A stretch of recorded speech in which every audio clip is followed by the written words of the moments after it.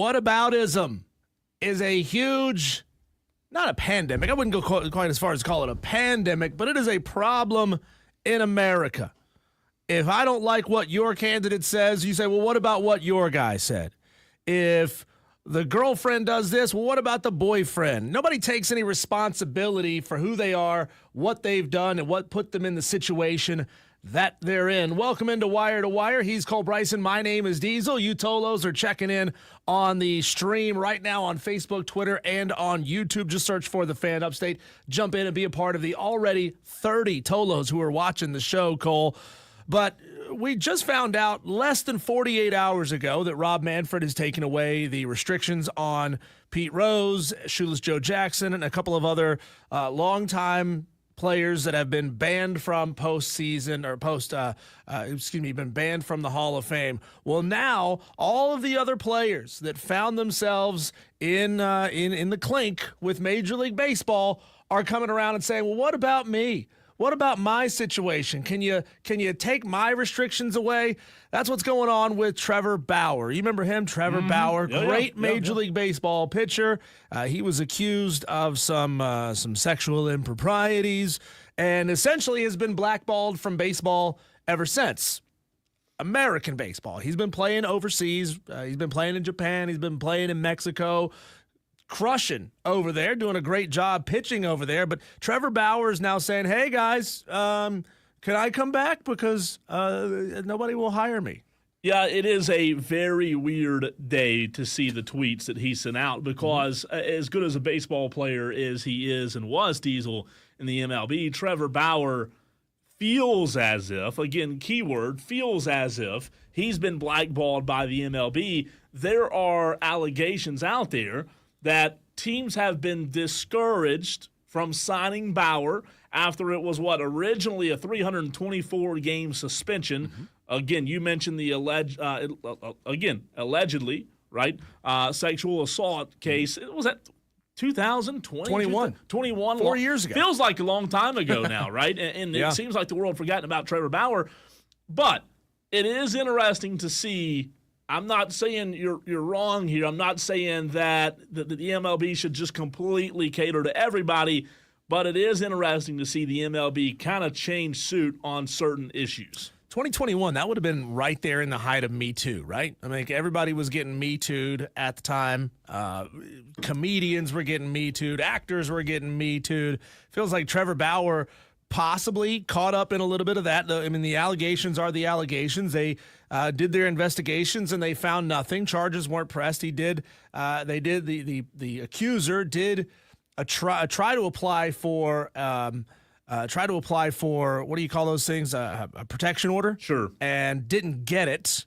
And Trevor's saying, hey, what the heck, guys? I mean, there's all kinds of people in Major League Baseball who have done bad things before, but we've let them stay in the game. So Trevor's saying, what about me? Tolos, what do you think? 844-326-3663. Trevor Bauer, should he be unblacklisted in Major League Baseball? I mean, you can't really be unblacklisted if you're never officially blacklisted, but he certainly believes that he has been. Again, 24 hours after Pete Rose, it was announced that he was coming off of the exempt list. Trevor Bauer tweeted, so since Pete is welcome back now, does that go for everyone who has been blackballed, or do you actually have to be guilty of something to qualify for that? Like, we know Pete Rose was guilty of gambling. He openly admitted that he was guilty of gambling. You look on the other side of that, Shoeless Joe Jackson maintains that he never did anything wrong. And the statistics from that 1919 World Series prove that he played really hard, had like a 347 batting average. It does, Diesel. It does. I will say this. It does look as if the MLB is, in a way, choosing morality based on PR optics. Here's why. Trevor Bauer was never charged criminally. Sure. He was never charged. You just said that Pete Rose admitted to I don't want to say crimes, don't want to say allegations. Breaking the rules. Breaking the rules, yeah. He broke the rules. Pete Rose did, he admitted to it, right? He fessed up to it. Trevor Bauer never criminally charged. I do see, again, I try most of the time to see both sides. It seems as if, in this case, tell me if I'm wrong here, tell me if you disagree, it seems as if the MLB is changing a little bit in terms of not what you can and can't do, but, well, it depends on the crime. It depends on the crime. If the crime is gambling and half of our stadiums are sponsored by gambling sites and you can gamble in them, maybe it depends on the crime. Am I off on that? I mean, that's what it kind of feels like in a way. I mean, maybe if Major League Baseball ever got sponsored by sexual assault, monetized sexual assault like strip clubs, I don't know. I mean, maybe that would be the case.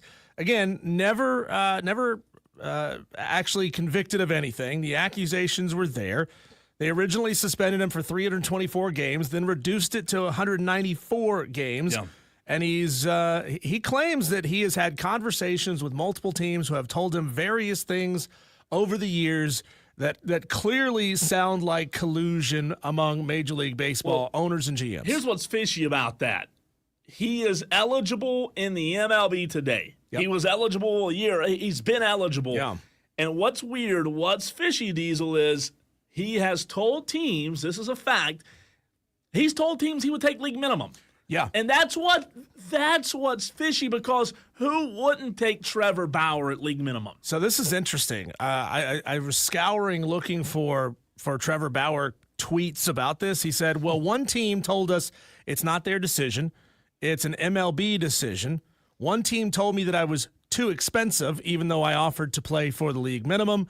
And another team told us that they have covered up stuff in the past, and they don't want the media digging in to find out about that.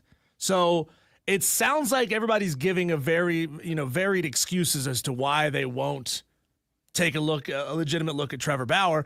Again, he is crushing it in the foreign leagues.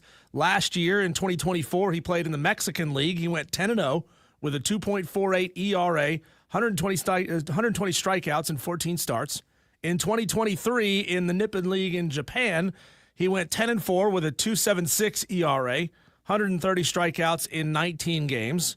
He's currently back in the Nippon League playing for the, I don't even know how to say this, the Dina Bay Stars. It's capital D, lowercase e, capital N-A. That's how they spell it. Dina. Yeah. Dina Bay Stars. He's making $6 million, so it's not like he's, working at a Starbucks to make ends meet. He's making $6 million a year in Japan? Yeah. It's not bad. I mean, No. I don't know what he would presumably be making in Major League Baseball. A lot more than that. But let me ask you this. Tomorrow, would you move to Japan if you were offered $6 million a year? Yeah. In a heartbeat. Sayonara, as they say. But again, never charged of a crime. His accusers sought a restraining order against him. It was denied. Los Angeles prosecutors said in February of 2022 that there was insufficient evidence to prove the woman's accusations beyond reasonable doubt. At some point, Cole, you have to go with the innocent until proven guilty mantra. Major League Baseball clearly has not done that. The problem with Trevor, though, here's the big kicker. On paper, everything says reinstate Trevor Bauer back into Major League Baseball. Yeah. Let him play. He's an excellent pitcher. The problem is his tact. He has acted like an absolute jerk about it since he was blackballed by the league. Mm-hmm. He has chosen to attack the league every which way he possibly can on social media publicly, and he's continued to do it. I mean, he's been tweeting at the league for years, talking about being blackballed and when are they going to let me back in? Do I actually have to be convicted of a crime before you'll let me back in? The problem with Trevor is he doesn't know when to shut his damn mouth. Yeah, he's a talker, that's for sure. Let's get to some of the comments from the Tolos. By the way, does sayonara mean goodbye in Japanese? Is that right? You said sayonara. Does that mean goodbye? I would imagine so. I would imagine so. I've heard that word before. Yeah, it means goodbye. Goodbye. I like that. I learned a new word today. I didn't know that. So now I can start saying it. Sayonara? Is that the proper way? Sayonara. Sayonara. Yeah. It sounds like signing off, right? I like that. I was going to say it. I just didn't know what it meant. I figured you did. Buckeye Mike on the Hub City Spartanburgers text line. What's up, Buckeye Mike? Good to hear from you, man. He says at 844-FAN-PHONE, he can come back after he dies. That seems like the precedent. You talking about Trevor Bauer? He can come back out. Is that what you mean there? Trevor Bauer can come back to Major League. I don't know how that works. I don't know how that works there, Buckeye Mike, but it does seem like the precedent. That's a funny text. Diesel Texter from the 499 says, Shoeless Joe had a .375 batting average, a .394 on base percentage, had a home run, and drove in 6 runs. Should have never been suspended to begin with. He also set a record with 12 hits in the 1919 World Series. How about that text? I mean, are we going to put guys like Pete and Shoeless Joe, are we going to move their statues into the Major League Baseball Hall of Fame right next to other guys from their eras, or are they going to have to stay off in a separate room? I mean, because this is the gambling room. I mean, it is history that they were banned for decades and decades. I think it's important to remember that instead of whitewashing it and pulling them back over in with everybody else. So in the museum or the Hall of Fame, whatever it is, you want one room sponsored by DraftKings. Here's what you got to do. You got to drop in a quarter and pull a lever. One out of every 20 people are going to actually get into the room. I like it. To go see what's in there. Hole in one, by the way, just now. We missed it. How about that? I saw the fans' reaction. Here we go. Here's the replay. There was another close hole in one on a par 3, not this par 3. Michael Block. Ever heard of him? No. Bam! Michael in the hole. God, he dunked it. He did. Did that thing even bounce on the ground? Did it hit the green? I don't even think it hit the green. Did he just swish a hole in one? I think he did. Nothing but net. And he's playing with Rory, too. Gosh. And by the way, take that, Rory. Rory, atrocious today. Absolutely atrocious. Real quick, Diesel, just a side comment on Rory.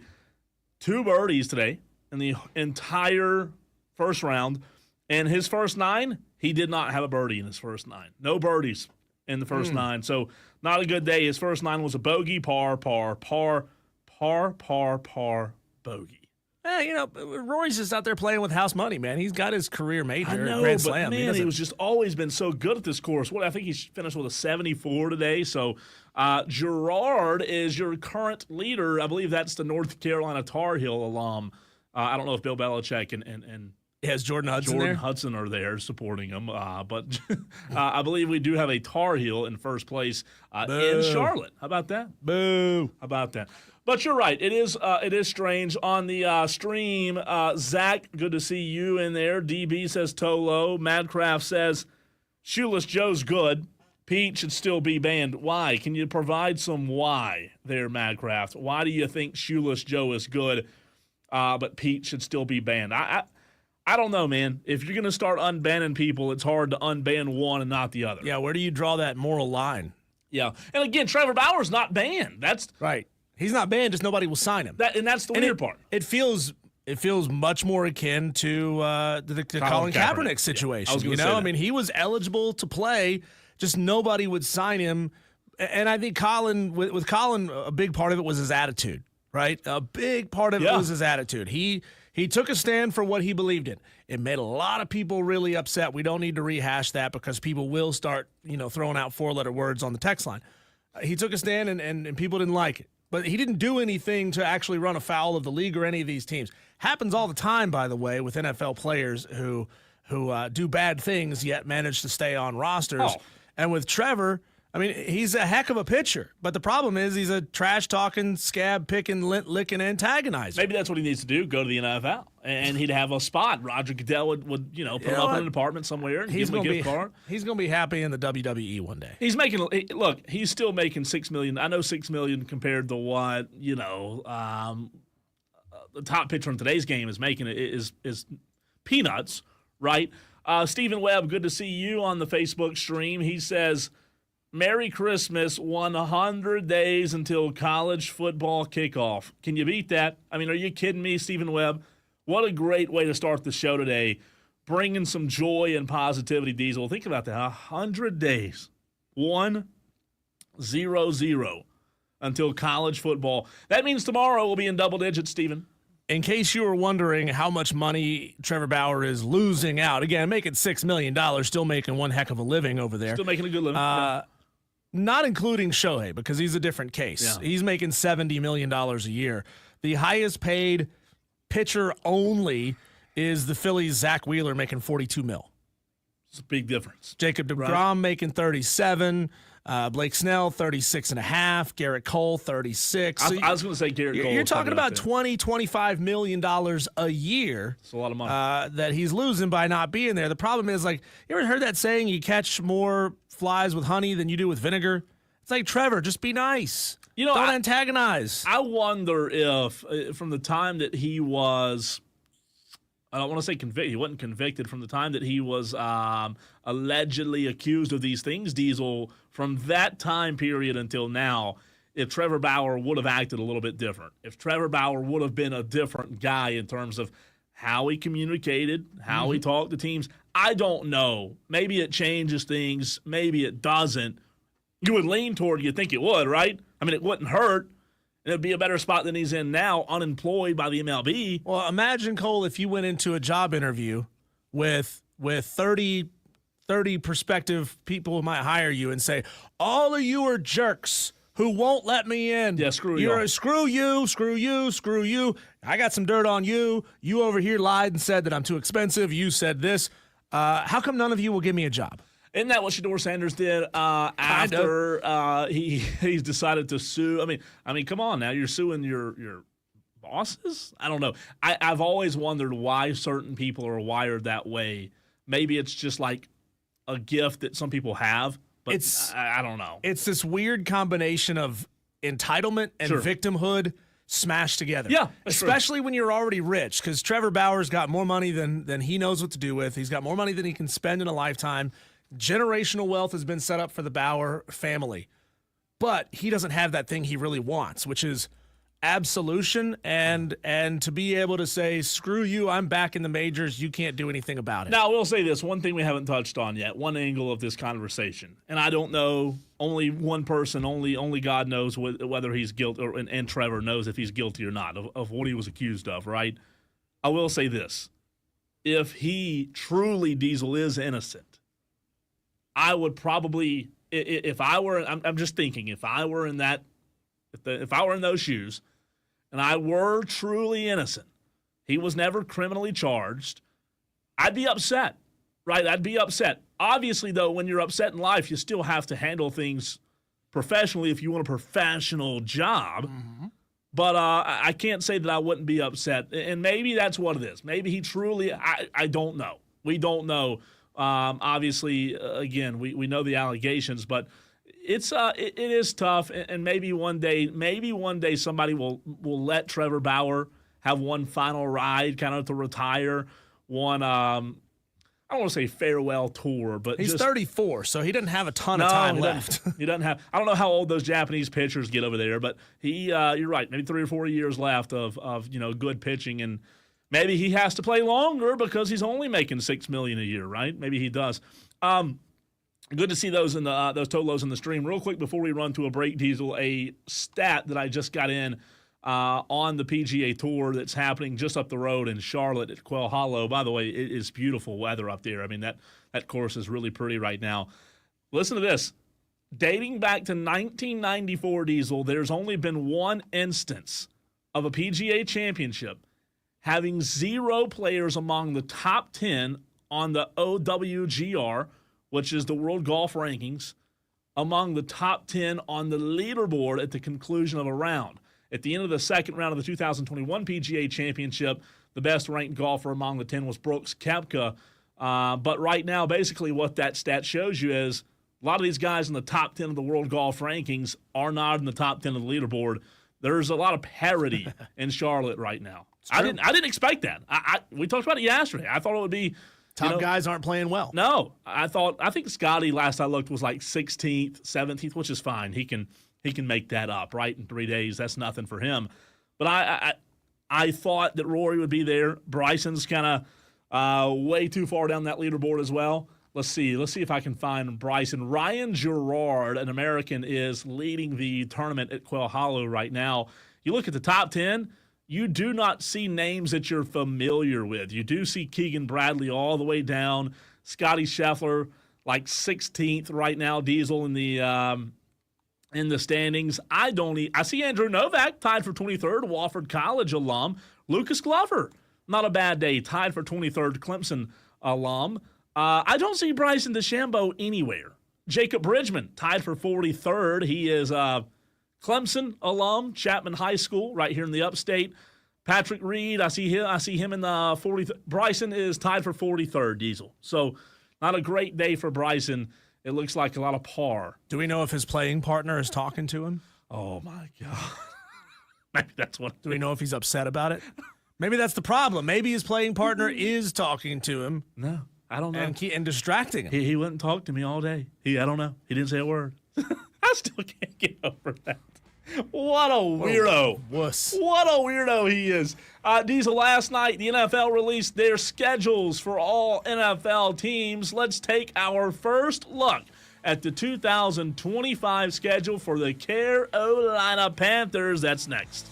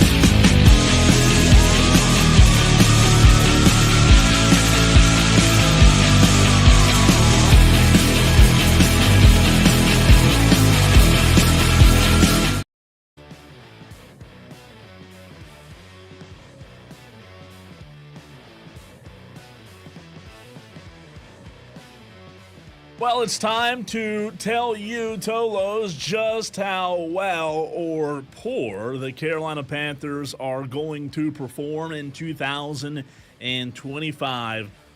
Stephen Webb told us that we're 100 days away from college football kickoff, which means we're like 120, 130 days away from the NFL kickoff, maybe a little bit less than that. But somewhere right in there. Last night, Diesel, the NFL, released schedules, dates, and times for every single NFL team. And the Carolina Panthers open the season on a Sunday at 1 o'clock in Jacksonville, Florida. To open the season, it's going to be Bryce Young versus Trevor Lawrence, September 7th. In Jacksonville. Initial thoughts on the Panthers opening up against Trevor Lawrence? If Trevor Lawrence loses this game, and if the Jaguars lose this game, that might be the beginning of the end for Trevor Lawrence in Jacksonville. Bad, right? I mean, he doesn't have a bad cast of players around him. I mean, he's got Travis Hunter around him. Yeah, big addition. He's got Travis ETN Hunter. still. If he can't get it done, and the Jags can't get it done against the Carolina Panthers that are still very much in rebuild mode and probably perpetually will be in rebuild mode, just go ahead and shut it down. It wouldn't be a good look. The word is bust at that point. The word is bust. It's good to see OG Tolo JB in the YouTube stream. He says, Tolo, what's up, Tolo JB? Yeah, I agree with you. That seems like a game where Jacksonville Diesel should be favored over Carolina. I would love to hear, though, from the Panther fans in the upstate, Spartanburg, Greenville, and Anderson on the Hub City Spartanburgers text line. If you think it's a foregone conclusion that that's a loss, if you're a Panther fan, is it a foregone conclusion that first game is a loss? Diesel, I agree with what you said in the aspect of Trevor and Jacksonville needing this one, but I don't know that it's a foregone conclusion that this is an automatic loss. I don't look at this game as an automatic loss for the Panthers, believe it or not. No, because if you look at the last 5 games of the year, Bryce Young's playing better football than Trevor. And who can kind of come out of the blocks quickly? We've seen years under Trevor where the Jags are really good to start the season. Yeah. First or second year, whatever it was. They fall off a cliff in the last half of the season. We've also seen him look really, really bad. I mean, I genuinely don't know what to expect out of a Trevor Lawrence-led team. It's going to be interesting when you look at what they did last year, 2024. Not a great year for Trevor Lawrence, only 11 touchdowns in 2024. It was just a bad year for the former Clemson quarterback in Jacksonville. But the Panthers in the preseason, let me back up, Diesel. I know preseason games are just that, preseason games, but they will see the Browns in Charlotte on the 8th of August. If you want to go see 5 quarterbacks from Cleveland, maybe show up to Bank of America Stadium. You can Shador Sanders in Charlotte, baby. They're going to need a bus just for the QBs. I'm telling you, just for the quarterback. That's quarterback bus right there. We still haven't heard if the Browns are going to send a quarterback to New Orleans, because I don't know. That was the rumor after Carr retired that Cleveland, who has too many, would send someone. Who would it be? Dunno. So the Panthers in the preseason will host the Browns. They'll go to NRG Stadium in Houston to play the Texans the next week on the 16th of August. Last preseason game, Diesel, August 21st, Bank of America, the Pittsburgh Steelers are in town for a night game preseason. I'm sure tickets, they may pay you to go to that game. But then again, the season opens on the 7th of September with the Jacksonville Jaguars. Panthers on the road, not once, but twice. How about this? After Jacksonville, which, by the way, if you don't know, is southeast, you get on a plane going to Arizona. So you're going from Charlotte to Jacksonville all the way to Arizona for the next week. Sunday, September 14th, Diesel at the Arizona Cardinals, 4 o'clock kickoff in Glendale. Again, from the Panthers' standpoint, Panthers' point of view, seems like a winnable Winnable game, right? Winnable? Yeah. I'm not saying it's a lock, but winnable. It's a winnable game. I think they split. Worst case, they split. I Yeah. think they could win back-to-back games to What a start start. the season. What a start that would be on the road. Think about that. Yeah. For this team that's been as bad as they are, if they go 2-0 on the road, come back home the next week in Bank of America at 1 o'clock on the 21st of September and host Atlanta, place to be rocking. So here's a question. We debated this a lot last year leading up to the first week of the season. How much should Bryce Young play in the preseason? You know, we talked about it all last year that he had been terrible the year prior, his rookie year, and then he needed the reps, and they didn't give him the reps. They didn't give him very many. Mm-hmm. So 3 games this year. I think he should, Diesel. You got a competent backup in Andy Dalton if he goes down for any reason. I'll tell you what I think he should do, and my opinion on this may change between now and then. I think he should play a good bit against Pittsburgh, none against Cleveland, maybe a little bit against Houston. So maybe 3-4 quarters, 5 quarters tops. I just don't think he should play I don't think he should see the field. Who else is behind them in the quarterback room? It's Bryce and Andy. Yeah. And who else do they have? I mean, who else could they trot out there? Jack Plummer.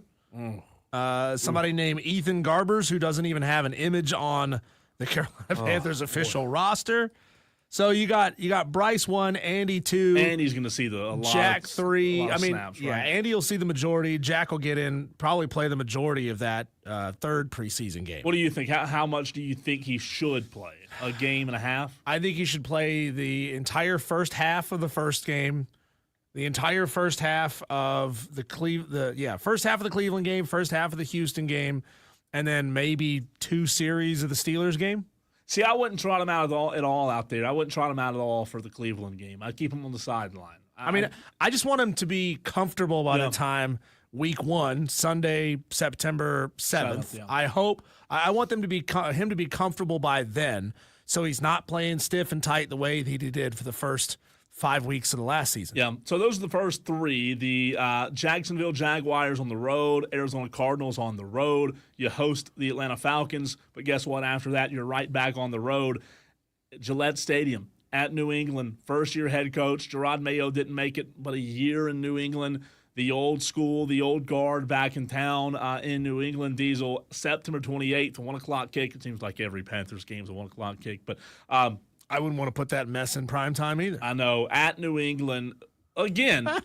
I'm scrolling down. They don't have a game that it's not a 1 o'clock kick until week 12. They're playing straight 1 o'clock kicks. The Arizona game's 4. Is it? They have one at 4. And it's 1 o'clock their time. Oh, that's true. Yeah.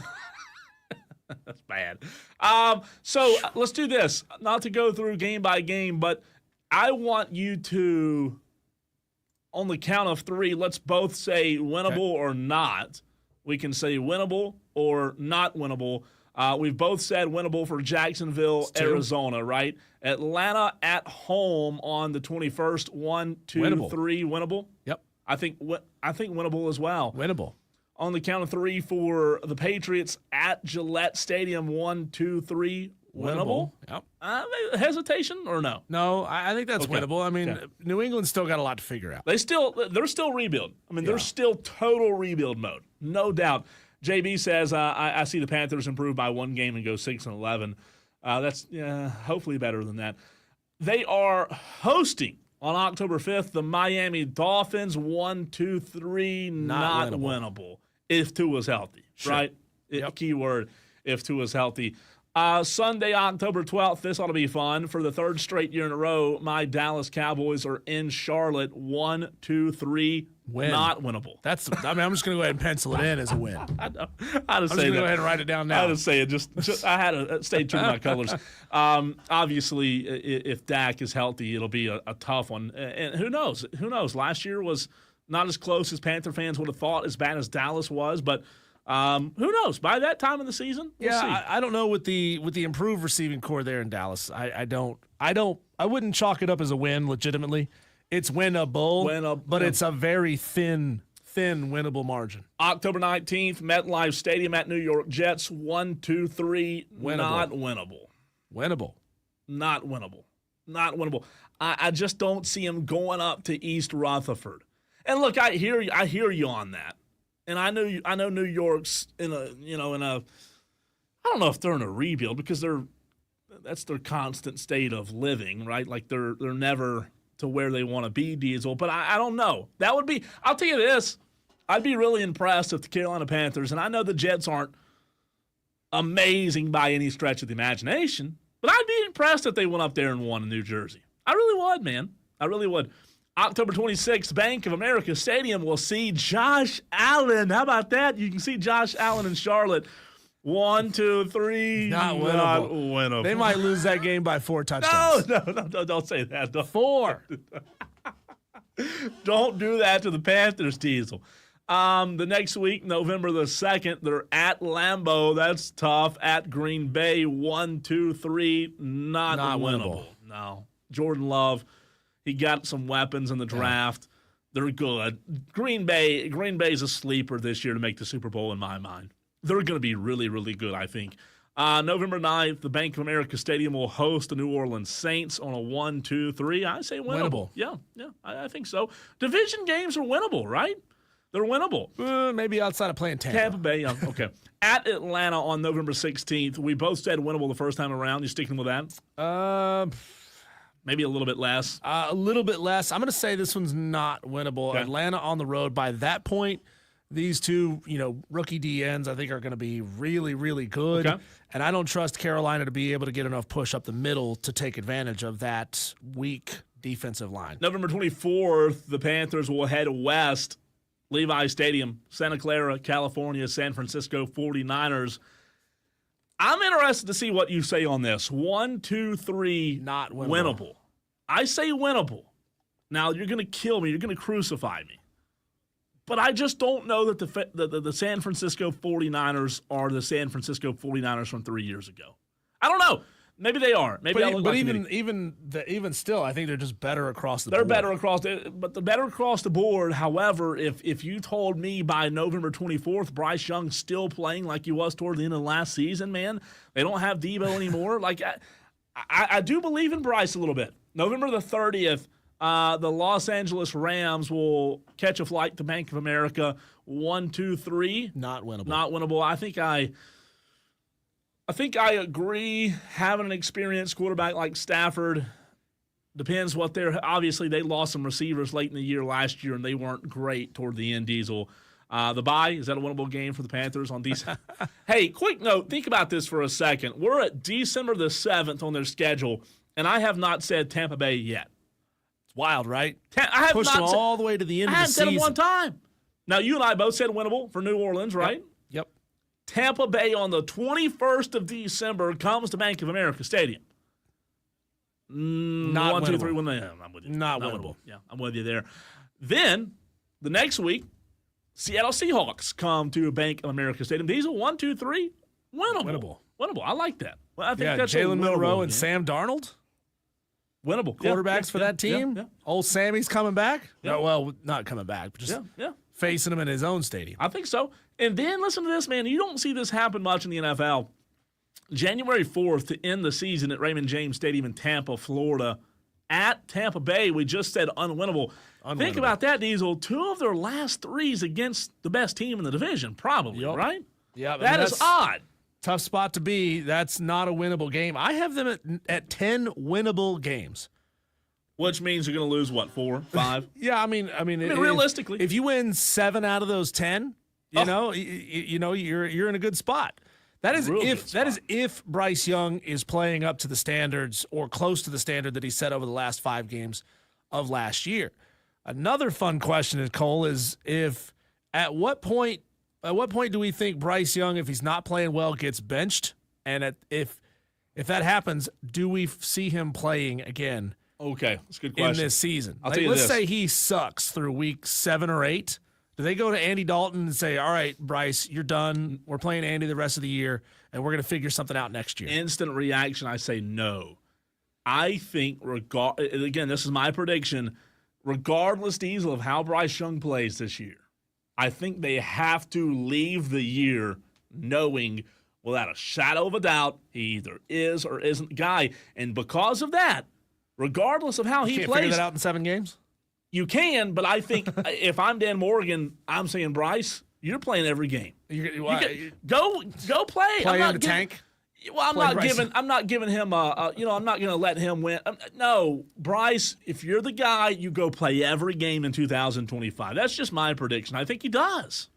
I mean, you look into the 2026 draft. Here, who's projected to come out?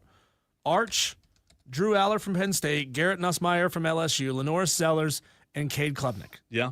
I mean, those are some really big names. Good quarterbacks. I mean, if I had to make my pick out of that, man, I'm thinking either Drew, Garrett, Or Cade. or Lenoris. I'd go. I like Lenoris a little bit I'd like better. to see Cade and Charlotte, man. Yeah. I think that'd be fun. How about that? What if they just said bye-bye to that storyline?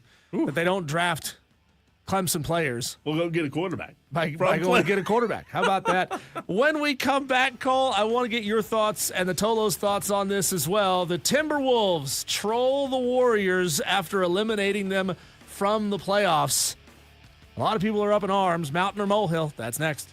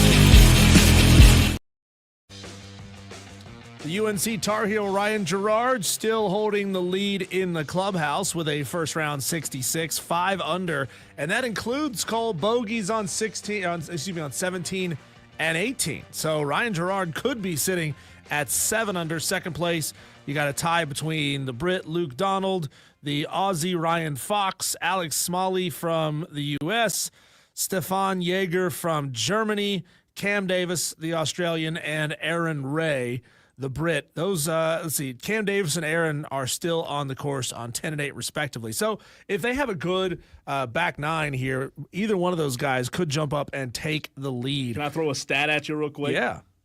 Hole 16 today. You ready for this? Hole 16 at Quail Hollow.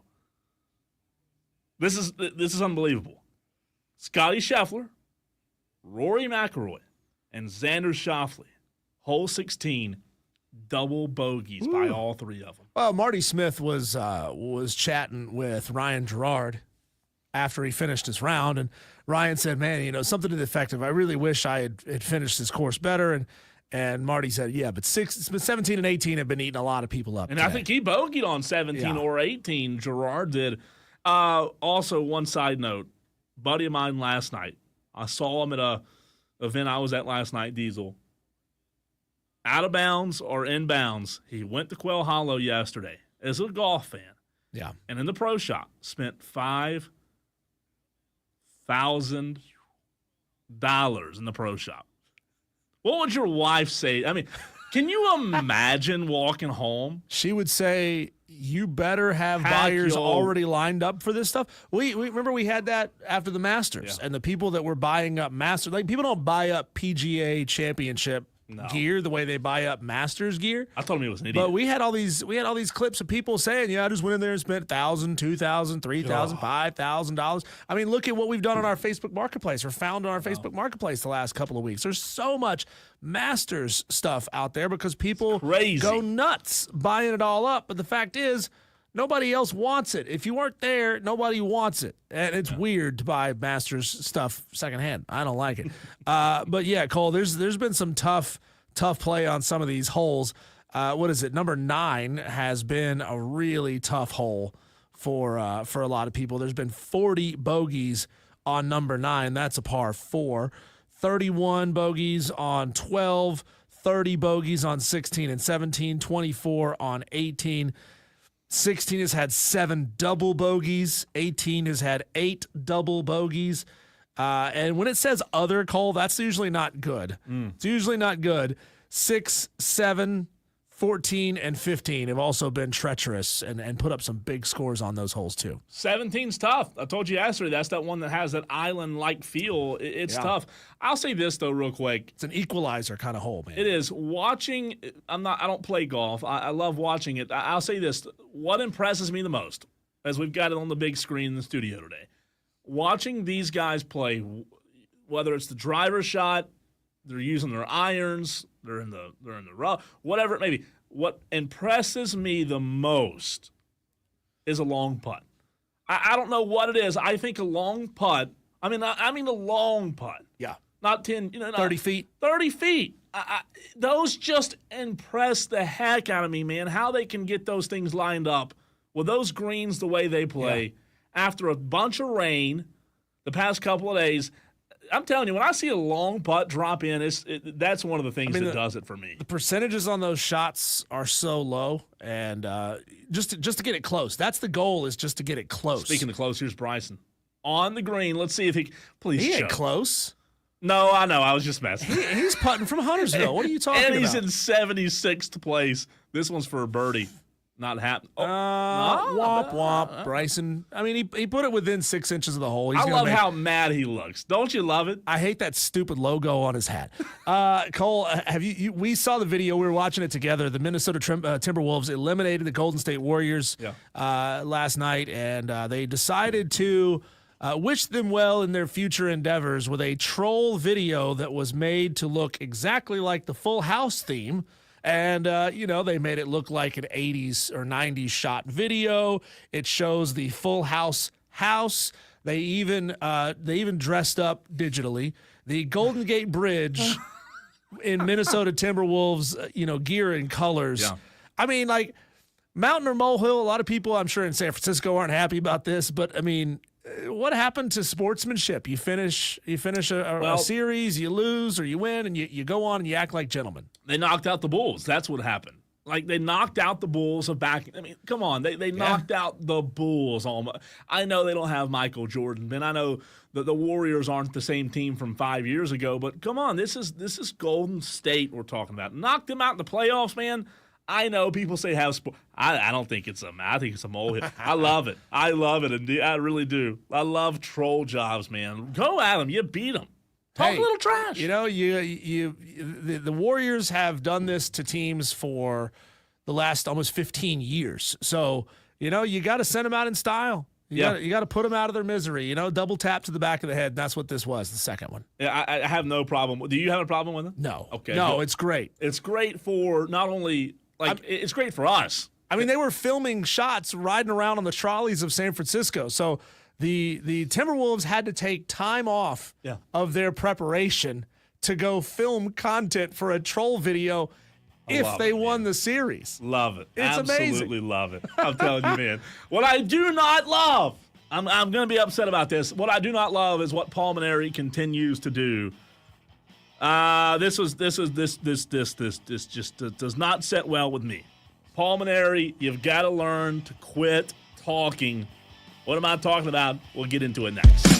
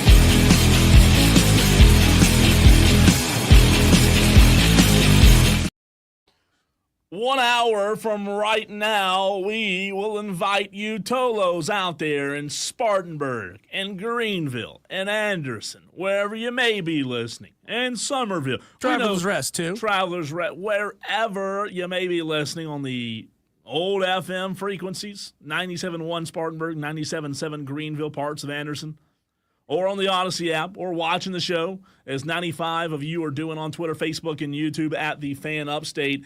We want to invite you in 1 hour from right now to join the show. It's the Tolo Takeover. You get to take over these airwaves with whatever it is that you want to talk about. Sports-related, non-sports-related. You're mad about something. You're happy about something. You're upset about something. Call the show. The rant line, it'll be open. We want to hear from you 1 hour from right now. Set a reminder. Set a reminder on your phone for 5 o'clock. 1 hour from right now is the Tolo Takeover. I have a huge issue, Diesel. And by the way, we're going to talk to Grayson, man of TigerNet.com, in about 20 minutes. But I have a huge issue with Paul Mainieri right now. And I've spoken to Paul Mainieri, in press conferences. I've seen him play in this year, the first year at South Carolina. He's a super nice guy. We've had him on this show. Yeah. Very hospitable, just a great guy. However, I have a huge issue with Paul Mainieri right now. Frankly, Paul Mainieri might want to stop reminding us, Diesel, that he forgot how hard it is to win in the SEC. Another report today. This morning, at some point, I'm scrolling through Twitter, scrolling through X, and I see a post from a reporter in Louisiana, Cokie Riley. He covers football and baseball for The Advocate at NOLA.com. He caught up with Paul Mainieri before this weekend's, series with South Carolina. One of the things that Paul Mainieri said for the second or third time this year on record, I forgot how hard it is to win college baseball games, I guess.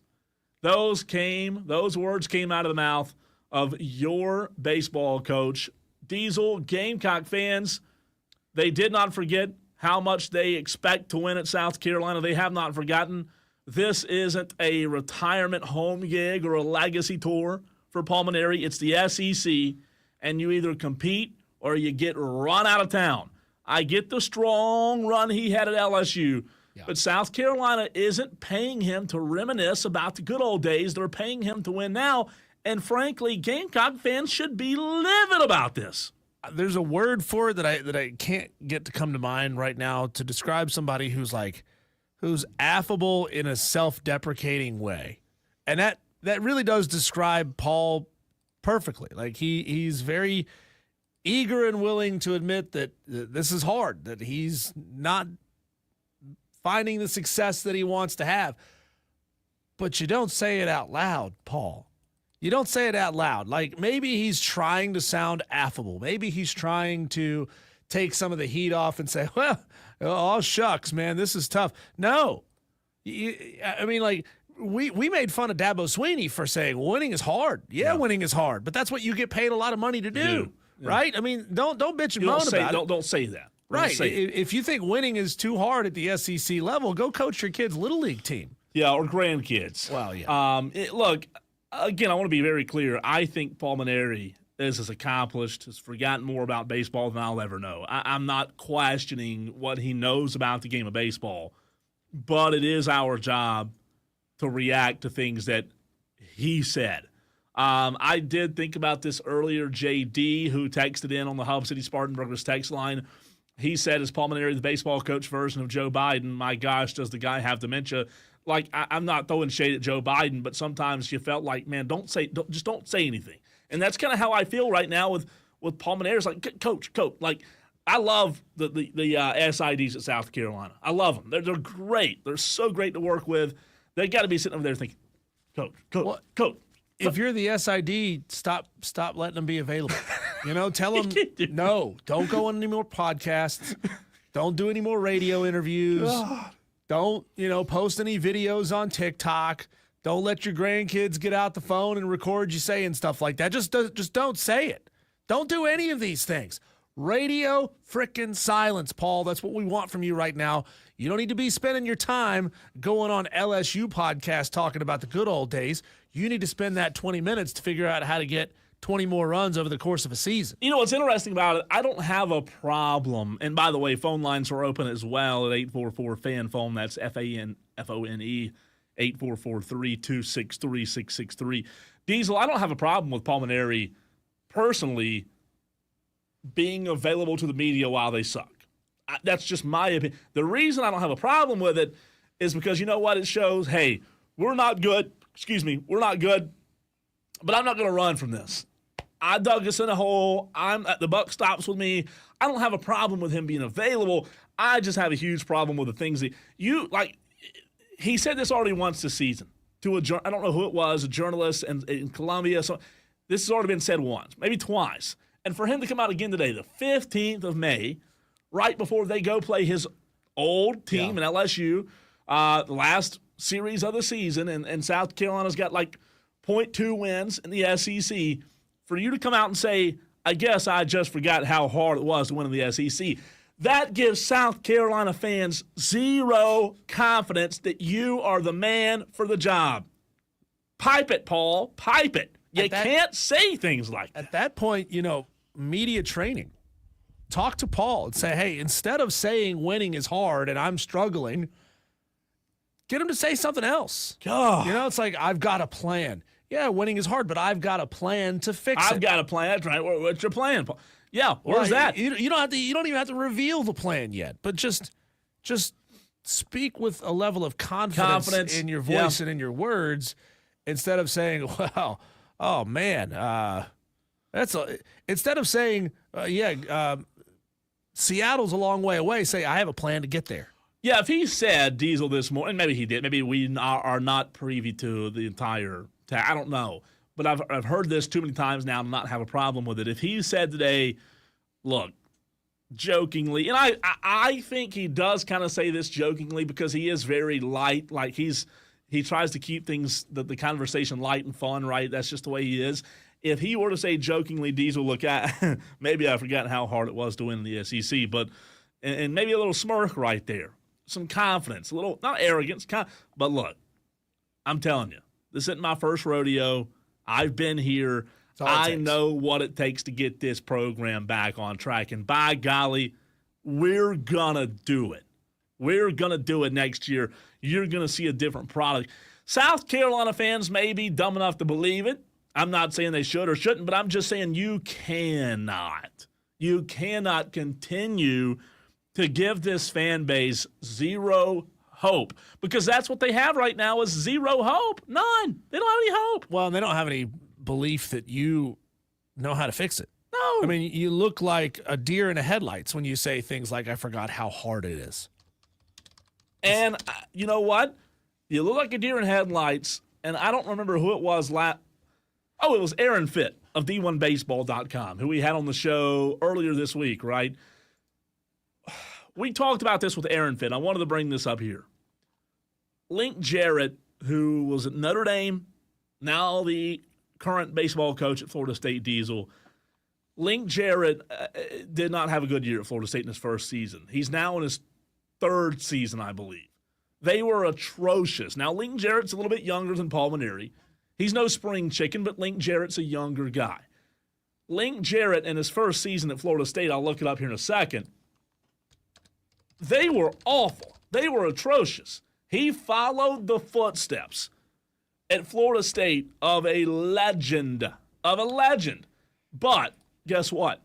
Next year, College World Series appearance. This year, top 5 ranked team in the country. I mean, if that right there doesn't give you reason to believe that Paul can turn it around, I mean, I don't know what does. I mean, just because somebody has a bad first year at their new job doesn't mean that they can't find success after that. We're seeing it right down the road in Tallahassee.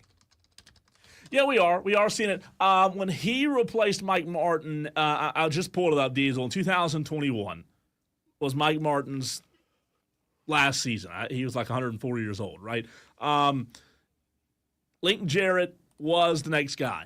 2022, I believe it was was his first year. 500 in conference. 2023, if the Florida State website will allow me to skip years, yes, it will. 23 and 31 overall. 9 and 21 in conference. 9 and 21 Florida State was in 2023. You fast forward to 2024. So I'm sorry, 2023 was actually Link's first year. Mike's was, his last was 22. So last year, Diesel, think about this. 2023, in his first year, Link Jarrett goes 23 and 31, which is not good. 9 and 21 in the ACC. A year later, Link Jarrett at Florida State goes 49 and 17, 17 and 12 in the ACC. Like I said, in the postseason, a year later, Link Jarrett's third season, they're 36 and 11, 16 and 8 in conference. Almost unbeatable at home, 23 and 5 at home. A really good Florida State baseball team. However, again, you're right. This should give you hope if you're South Carolina, but you can't always copy and paste. I'm just worried that the game has passed Paul Mainieri too far. And maybe I'm wrong.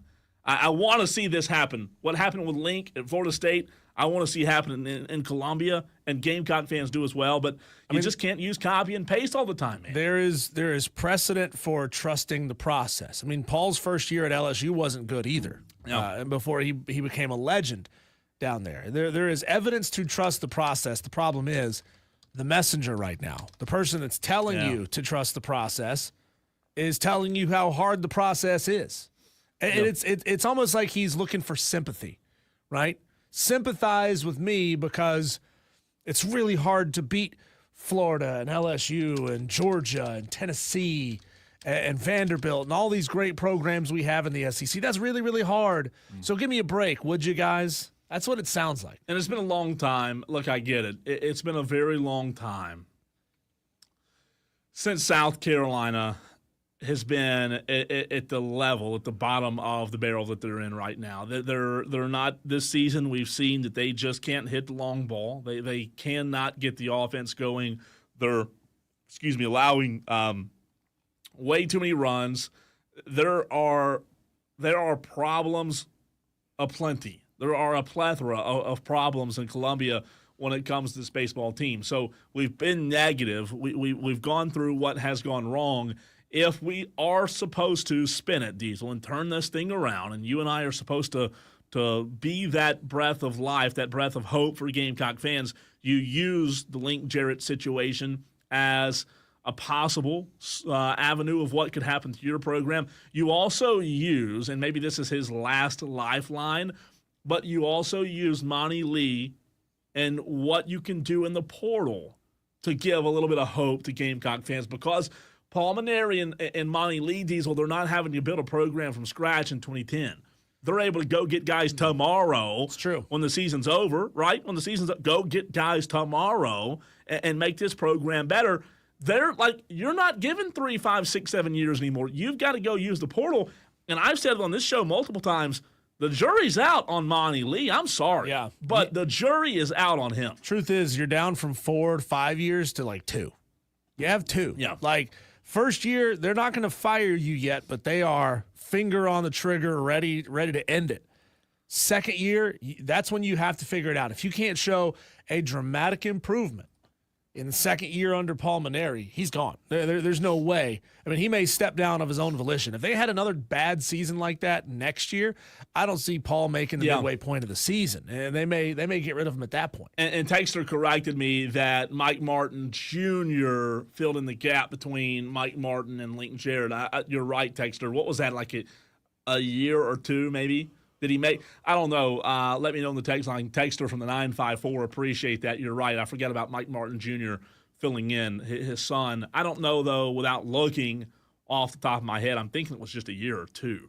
Because Lincoln Jarrett's first year was 23. Martin retired, 21, 22, so it wasn't long. Really interesting point, though, there, Texter, in terms of when Link was brought in. Appreciate that.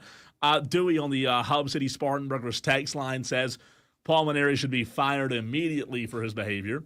Again, Dewey firing people. JD says, Forget scoring 20 more runs in a season. Let's try to figure out how not to let a team do it to us in a game once a week. It does, to your point, JD, it does feel like it happens every week in getting a 20-burger hung on you in terms of South Carolina.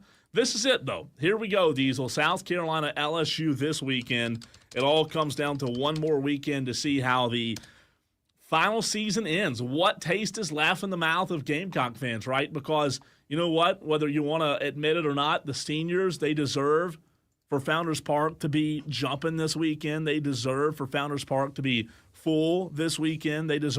The seniors on this team deserve to see what Founders Park's supposed to look like and what it was at one time, one of the most difficult places to play baseball in the SEC in the country.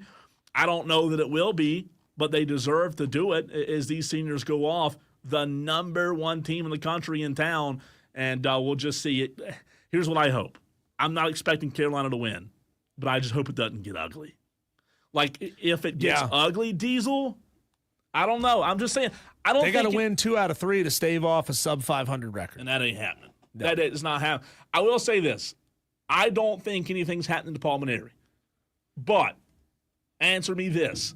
If this thing this weekend were to get ugly, I mean like 20s, God forbid even worse than that, if it gets ugly once or twice, does either he or Jeremiah Donati, I don't know. I'm just throwing that out there. I'm not saying he should or shouldn't be, but I'm just saying, man, like your goal should not be to just keep it pretty, but that's kind of the goal, right? You don't want to let this thing get ugly toward the end of the season because we know what happens when things get ugly.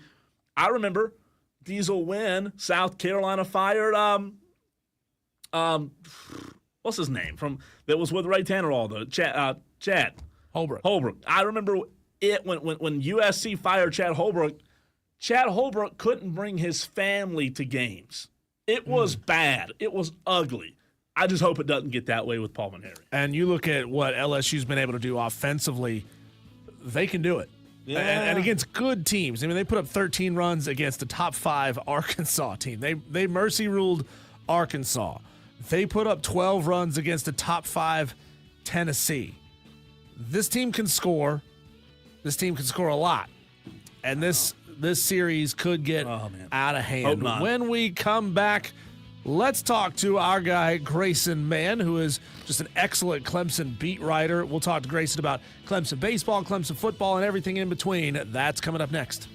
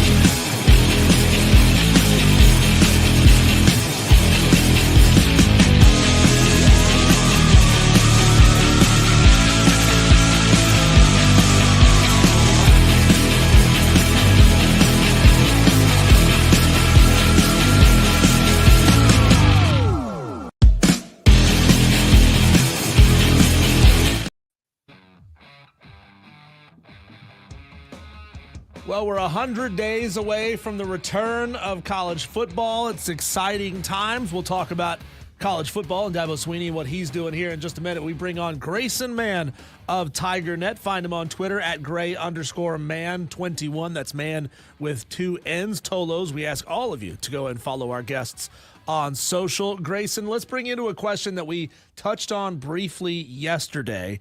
Cole brought this up. Who has the tougher job ahead of them right now?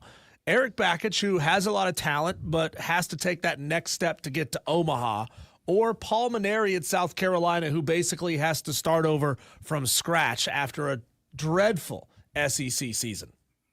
I think I'll have to go with Eric Bakich here just because the standard at the moment is a little bit higher up at Clemson and the expectations set before the season. Obviously, with South Carolina, there are expectations coming into this, and they've had to sort of be reset in a sense. But I think for Clemson, especially with the way things have skid in the last month or so, I think Eric Bakich, the job right now is trying to find a way to regroup ahead of this Pittsburgh series and then see if you can pick up the pieces heading into the postseason, which is likely as of right now going to be on the road.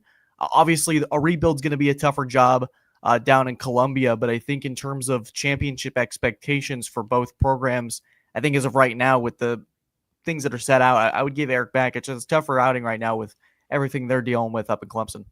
What are we wearing right now, Grace? What are we doing here? I mean, are we really doing this today?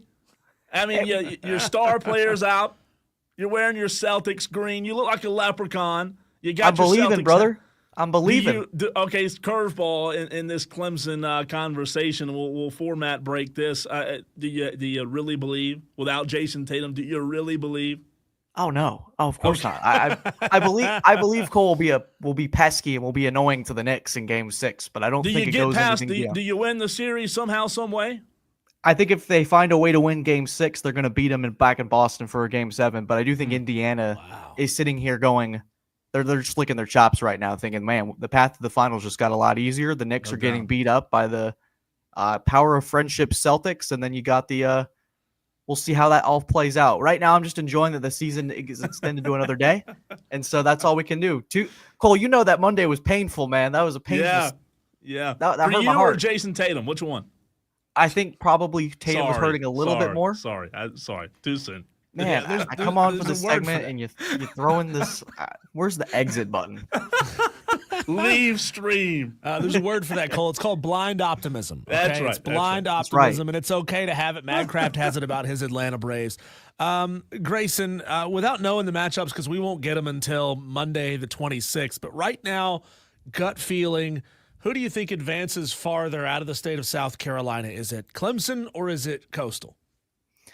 I think right now we actually might get that answer in a pretty fascinating way with the way things are projected, where Clemson might have to play Coastal, and the winner of that beat in the Conway Regional could determine who goes to the Supers there.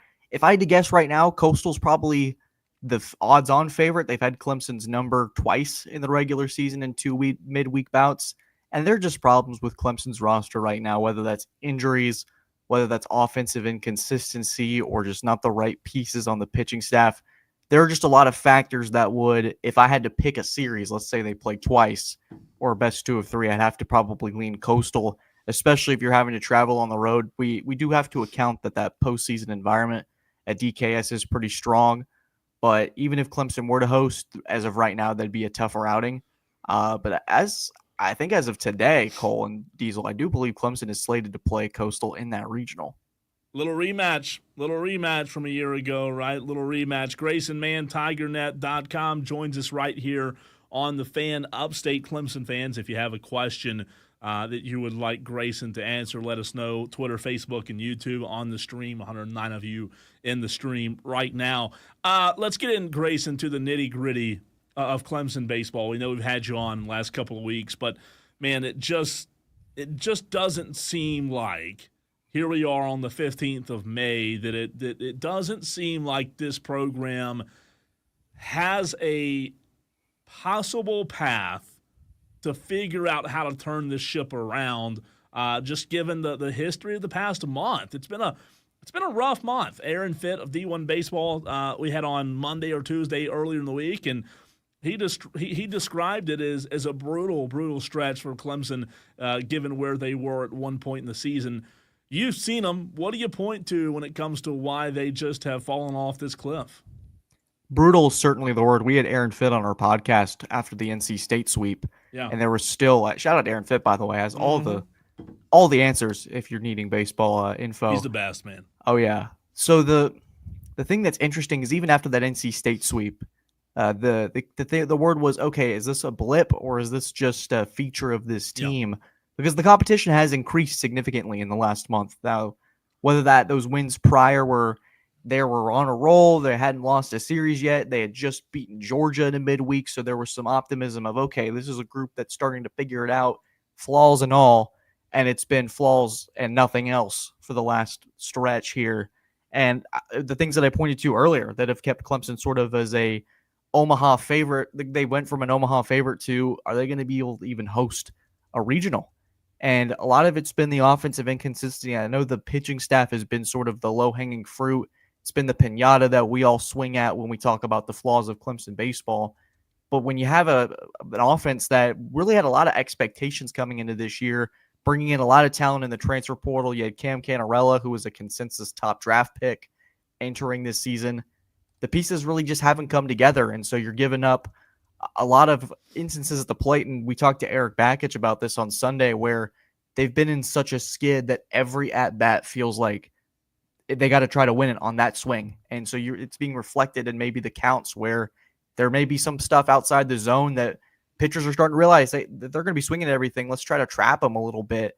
And you saw that in the Duke series on Saturday and Sunday. You pounced on them early, but then as Duke starts to combat those punches, plays a little bit better as the game rolls on, the desperation starts to creep in, and you're not playing as cerebral as we're accustomed to seeing an Eric Bakich team. And that's where I see this biggest flaw is, and this is as Fitt had described it to us, is Clemson grinds you out, and it's really just every single player in the order is a tough player to get out. And so for this group, that's been sort of lost, and that was their identity. Okay, we don't have a lot of power, but we're really going to count you out. We're going to outsmart you. We're going to be able to do a lot of certain things. It feels very Belichickian in a way where maybe on paper they don't have the best team, but are able to outsmart you in certain ways. They're not doing that anymore. And so when you don't have a perfect roster, that's where those things start to creep in. So Cole, for that, I think pitching staff, they do have their problems, but as of right now, I think offensively, they're just out of sync and and really in a big funk. So let's go from little picture to a little bit bigger picture. Let's talk about Clemson's prioritization of baseball when it comes to, institutional support, the money they're getting from the university, fan support when it comes to NIL money and collectives, and the future of revenue distribution. And we don't know what that's going to look like. Every school is going to have to figure that out for themselves, how they're going to distribute revenue to its athletes. Is Clemson where they need to be baseball-wise in all three of those categories to be as successful as they can be? I really think so. And I think with talking to Bakich about some of his bigger picture plans for how he wants Doug Kingsmore to look in a couple of years, they've already started to implement that. You have the beer garden over there where the visiting mound, it's tough for pitchers to warm up because you got a ton of fans just screaming at you. It feels like it's a fascinating aspect to the stadium, at least where that's all going down. But I think in terms of financials, they're in a good spot. I think they continue. And I think Bakich had said last summer that they were approaching a point where they could be comfortable where all players could play on scholarship. And that's going to be well dependent on how this House ruling goes in July. So we don't necessarily have all the answers quite yet. I think this summer is going to be pretty big for a lot of different people for a lot of different reasons. And it's going to come down to that one ruling in July. But I do think baseball's in a good spot. If I had to categorize it in terms of my understanding, I would say baseball is probably third on the totem pole when it comes to football, obviously being first at Clemson, and then basketball with Brad Brownell being a steep second place. I do think Bakich is in a good spot in terms of the outlying stuff with the school here. So I think the overall answer is yes, but we do need a little bit more information as the summer rolls on. So when you look at what we've talked about thus far, Grayson, with Clemson not meeting the mark, we know that last year's team was uber talented. Obviously, areas in last year's team, they had to come back from being behind a lot. In fact, the record-breaking amount of times this year. It started off, the season started off kind of similar to where it picked up, or it picked up where it left off, if you will, from last year. then it's fallen off a cliff. Can we say that there has been a miss in talent evaluation on the part of Eric Bakich when it comes to this team not being able to perform down the stretch? I think it's a little bit more complicated than just simply like a year-on basis, because a lot of these players that he's recruited, especially Luke Gaffney, for example, we've seen in the example of Purify, a fellow Big Ten transfer, come in the first year, have to really figure it out. And I think for some of these younger players, it's maybe a year to 2 year process. And so I can't definitively say it's been a miss entirely on Bakich's part, because there have been some solid contributors. Josh Pano, for one, and Dominic Listy, the other, feel like the most consistent of the bunch. And then Pano's been an excellent outfielder for this group, just excellent on defense as well. So I won't necessarily give up on that talent evaluation part. And I still think that a lot of the top players in the country still want to come play for Clemson. And so it's not as simple as, okay, Brownell brings a portal guy in for a year. Was he successful or not in that? Yes or no? Like a Miles Foster, for example, we can say that was a miss. Victor Locken, we can say that was for sure a hit for this team. So it's a little bit more complicated when you have more than just a 1 year rental for a guy. But if Luke Gaffney does indeed come out of in 2026, should he stay at Clemson? That's the other factor. Are these players going to stay to develop? Still don't really know. It's a really volatile business. So I think right now the jury's still out on a lot of these players that have come in from the portal, and probably still more on the way, as we're going to continue to have different looks on rosters every single year. Do you get the sense that Eric Bakich wants to be aligned more with the way Brad Brownell strategizes and uses the transfer portal, which is a little bit heavier than for example, the way Dabo does? I mean, obviously the scales of the number of guys on a roster make things look very, very different there. But where would Eric like to be when it comes to the breakdown of high school guys versus portal guys? Does he want to be much more aligned with Dabo and virtually exclusively high school guys, or is he much more forward thinking like Brad? You know, it's interesting because I've always sort of viewed it in that each coach will do it in a different situation, and you're bringing in your guys. So you bring them down, you're bringing them on for campus visits, you get sort of a personality little bump on that speed dating from the portal. And so a lot of those kids will be Bakich guys, for example.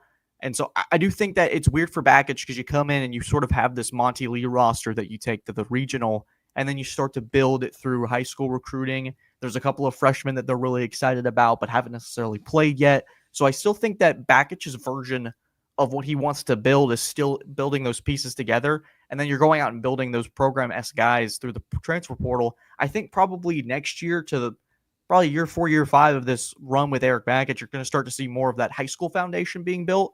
Just as of right now, you come in with an expected roster. It's already been solidified. You have to sort of roll out with those pieces and then build through the portal there. So it is different for each school. I do view Bakich as a mix of both, who's recruited pretty well, but at the same time has gone through the portal and been pretty willing. So it's almost the best of both worlds, depending on how you view this thing. Yeah, absolutely. Grayson, this weekend, softball gets kicked off. Two regionals right here in the state of South Carolina. Clemson just hung a banner, ACC championship last weekend. With Clemson fans kind of transitioning over to softball now that it has their attention in the postseason, what are realistic expectations of this softball team in the postseason in your mind? From one diamond to another, right? But yeah. Man, what a season for this group. And I think a lot of people going into this year probably viewed it as a retooling for John Rittman, where you lose over 10 seniors, Valerie Cagle being one of them, to the program icon that will probably, they could get the statue built, they probably would. So for this group, it was like, okay, how do they retool? How do they go about this? And when you start 3-6, Cole, there's a lot of questions. And so I've just written about this on TigerNet today. You lose 6 in your first 9 games, and then you only lose 6 games the rest of the way. So just the turnaround that they had from that quick blip is still pretty fascinating. And in that stretch, you beat Florida State, Tennessee on the road, and South Carolina in a walk-off home run. So this group has done pretty remarkable things against national seeds. My expectation is they're going to get out of this regional pretty comfortably. I do think USC Upstate is sort of the dark horse in this regional. Just so much success from this group, and being just sort of this outlier in the Big South that is able to come around and pick up big wins against top high major programs. I don't necessarily view it as, oh man, Clemson got a pretty crappy draw. I think talent-wise, they're probably on par with really, and I thought they were going to be a national seed, to be completely honest with you, just because of the story, the way things had developed. But obviously, that's not how the cookie crumbled here.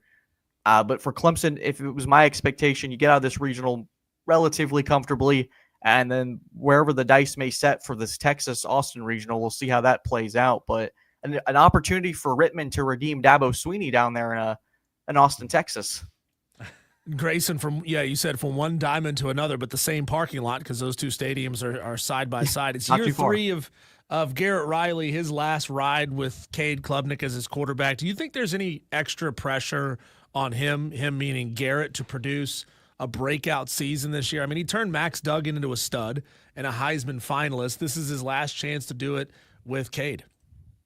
Yeah, this is a really fascinating year, and one of the more important ones in quite some time for Clemson, just because the last couple of years we've probably been thinking, okay, Clemson could be a playoff team, but what is holding them back? And you'd insert a flaw or insert you're not too confident about this member of the staff or this or that. So there's so many other factors.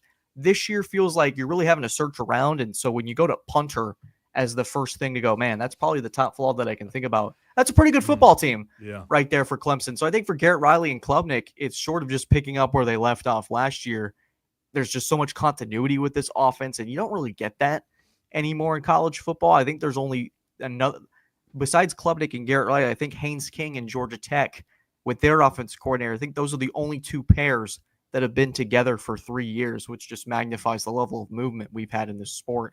I don't necessarily view it as pressure for that duo necessarily, because I'm not particularly worried about what they'll produce. I think we know what we're going to get out of Klubnik and Riley at this point, and Klubnik is probably, if not already, one of the best quarterbacks in the country, and so Riley will only continue to elevate along with that. Where I think Riley has a chance to shine is different movements in what we saw with the spring, different sets with the tailbacks, where you don't necessarily have one workhorse with Phil Maffa, but you have Adam Randall, you have Gideon Davidson, you have a lot of different pieces to work with. How creative can this offense get with all the returning players? So the sky is the limit for this group. I truly believe that, especially in a weaker conference and an advantageous schedule outside of LSU and South Carolina. Really the only bump in the road, I think, is going to be Louisville on a Friday night, which is going to be pretty awkward in terms of scheduling. But the ACC as a whole is a lot weaker. You have an opportunity to return a lot of starters. I do think this is a rare opportunity for Clemson to potentially send a quarterback to New York, and I don't think it's very far-fetched to say so. The New York Giants? Nah, I'm talking about a Heisman ceremony. I don't. Oh, okay. Sorry. Wait, does that mean Jackson Dart's already a bust in your eyes? Like, what are we doing here? All three of them. All three. Oh. Or the Jets, whichever one you want to send them to. No, let's not send K to the Jets. That'd just be miserable. It would be. Grayson, you're the best, man. We always appreciate your time, and we'll do it again soon. Absolutely, guys. Y'all take care. You too, man. Grayson, man. TigerNet.com. Really good stuff there from him.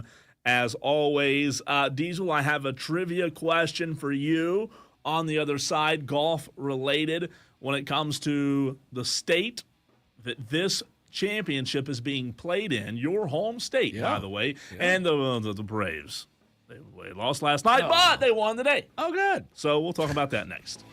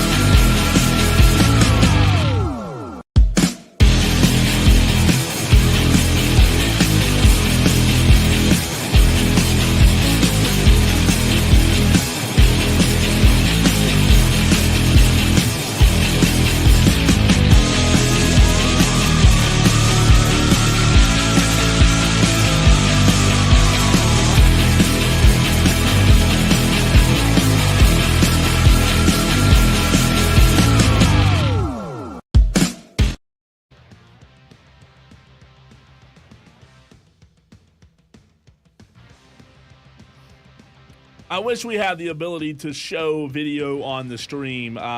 Eric Cole, ESPN just sent a video of Eric Cole with the ace and him fired up after his shot bounced into the cup at the first round of the PGA Championship. If you haven't seen that, and some other epic shots from the day, you need to go look it up. Appreciate Grayson, manoftigernet.com, for joining us in the last segment. If you missed it, you can go back on the free Odyssey app, AUDACY, and listen to that. Also, quick programming note to every single one of you that's out there listening today, the Tolo Takeover. That's right, 12 minutes from right now, you can take over these airways, whatever you want to talk about. If it's something that we've talked about already, that's fine. 844-3263. 663. Bryson DeChambeau just teed off on 11 in Charlotte up at Quail Hollow. I was told last night by a buddy of mine, Diesel, they were in serious worry last night with the amount of water that was on the course after the practice round.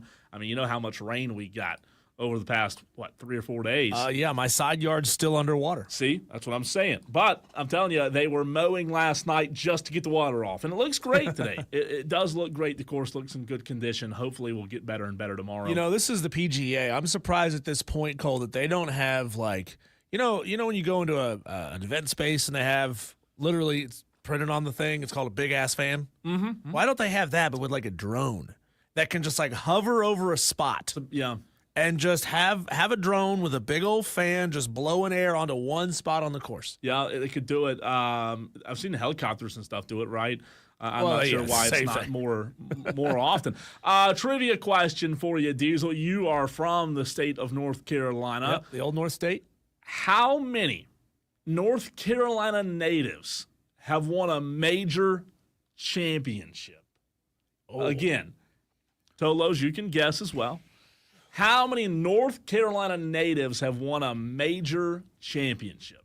So let me figure out famous North Carolina golfers, and I'm not looking up the answer to this question. You got Webb Simpson, Davis Love III, Bill Haas, and a bunch of other dudes that I've never heard of. Two that you just named are in the list. Oh, okay. So then you gave me the answer. It's not zero. Not zero. I'm going to say how many. So how many individuals have won, or how many majors have been won? No. How many individuals, North Carolina natives, have won a major championship? I will give you a hint. It's not a lot. It's not a lot. I'm going to say 3.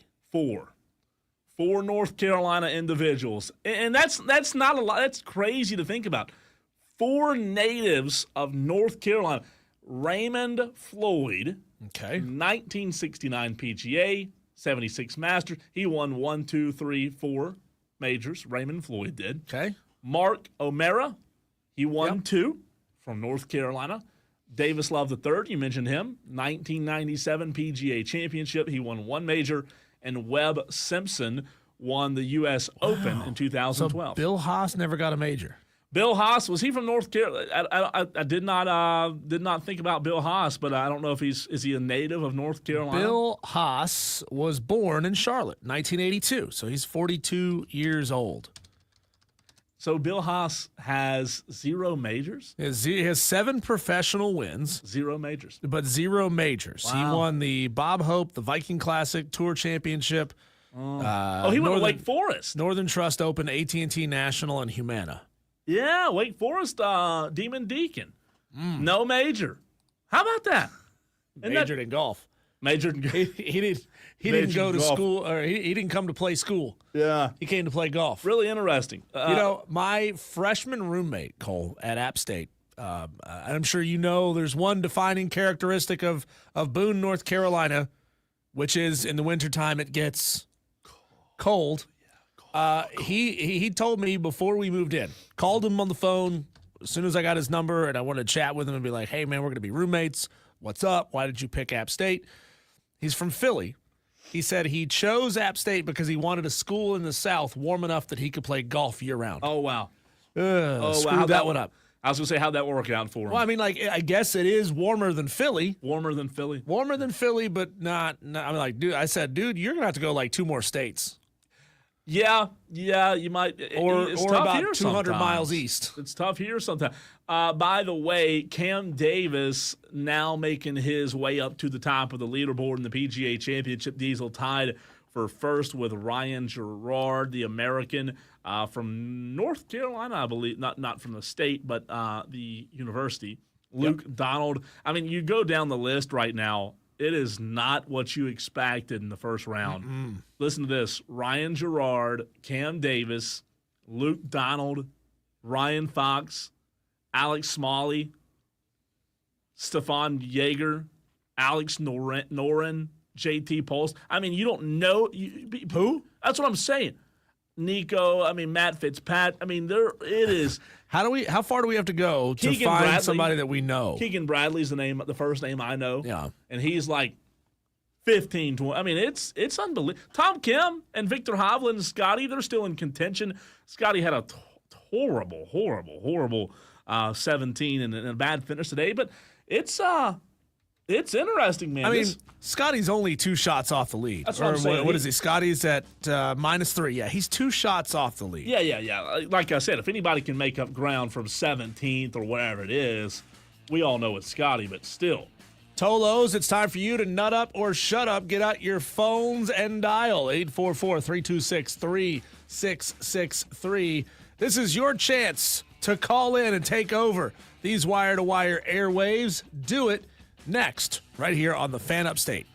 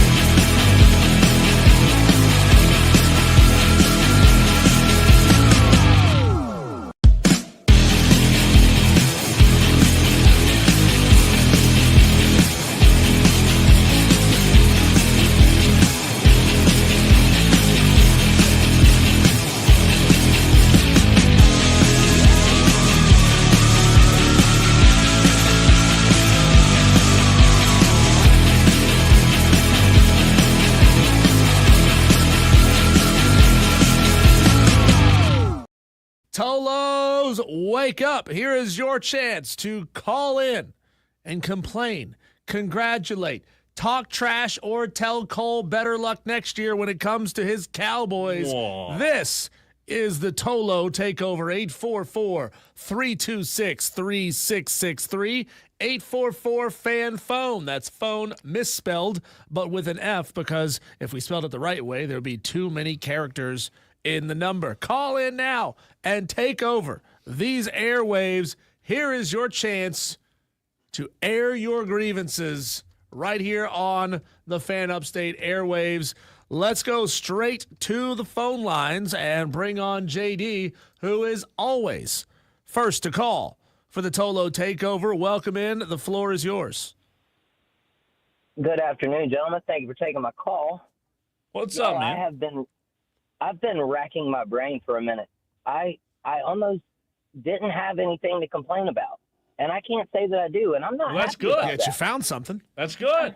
No, but I'm not happy about not having something to complain about. Is that weird? Yeah, it's a bad. is Inception. No, you need that. You need therapy or counseling. I mean, it's a good thing that you don't have anything to. You're upset that you're not upset? Yeah, Scotty from BMW just said the same thing. JD in the YouTube stream, he says, I don't have anything to fuss about. Life's good.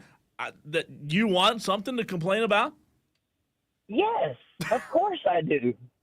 Of course I do. Only I want something you. to complain about. But you don't Only have you. to complain, JD. So that's the beautiful thing about the Tolo Takeover. Yeah, is you don't have to be that. You don't have to complain about things. If you want to talk about how great life is, go ahead. Well, I don't know if I can say how great life is either, but Oh, my gosh. You're the worst. I don't have anything to man. complain about. My life also sucks. I don't have anything good to come on. Talk about Paul Mainieri. No, I'm kidding. Talk about your game. Hey, your Gamecock softball. We had Ashley Chastain. They've got a good shot to make a run. I mean, you're looking forward to that? absolutely. You were talking about the park being packed out for the seniors at Founders Park. No, sir. The only park that will be packed out in Columbia this weekend will be the softball stadium, and that I can assure you. Well, the There game, will be and you know more- what? I think I misspoke. I said at Founders is I need to look at the schedule. Is it a home game? I mean, I should know that. Is it at LSU or at Founders? Considering that Paul Mainieri went on an LSU podcast or report or whatever he did, I think it's at LSU, but I Well, could be wrong. Considering his record in conference this year, every game is playing No, like a road game. That's I didn't misspeak. It's actually at Founders, believe it or not. It's at home. There will be more people at the softball game, or actually there will be more empty seats at Founders Park than there will be Oh my people at gosh. the softball game. That's hey, terrible. I did land on one question though. What happened to that WNBA lightning in a bottle they caught last year? Because if I'm not mistaken, their season has started already, and we haven't heard a word about. You know what I think? I haven't even like seen a game. JD. I don't like how they do it. Here's my problem: the college basketball season ends, like 48 seconds later they're getting drafted, and then like 52 seconds later.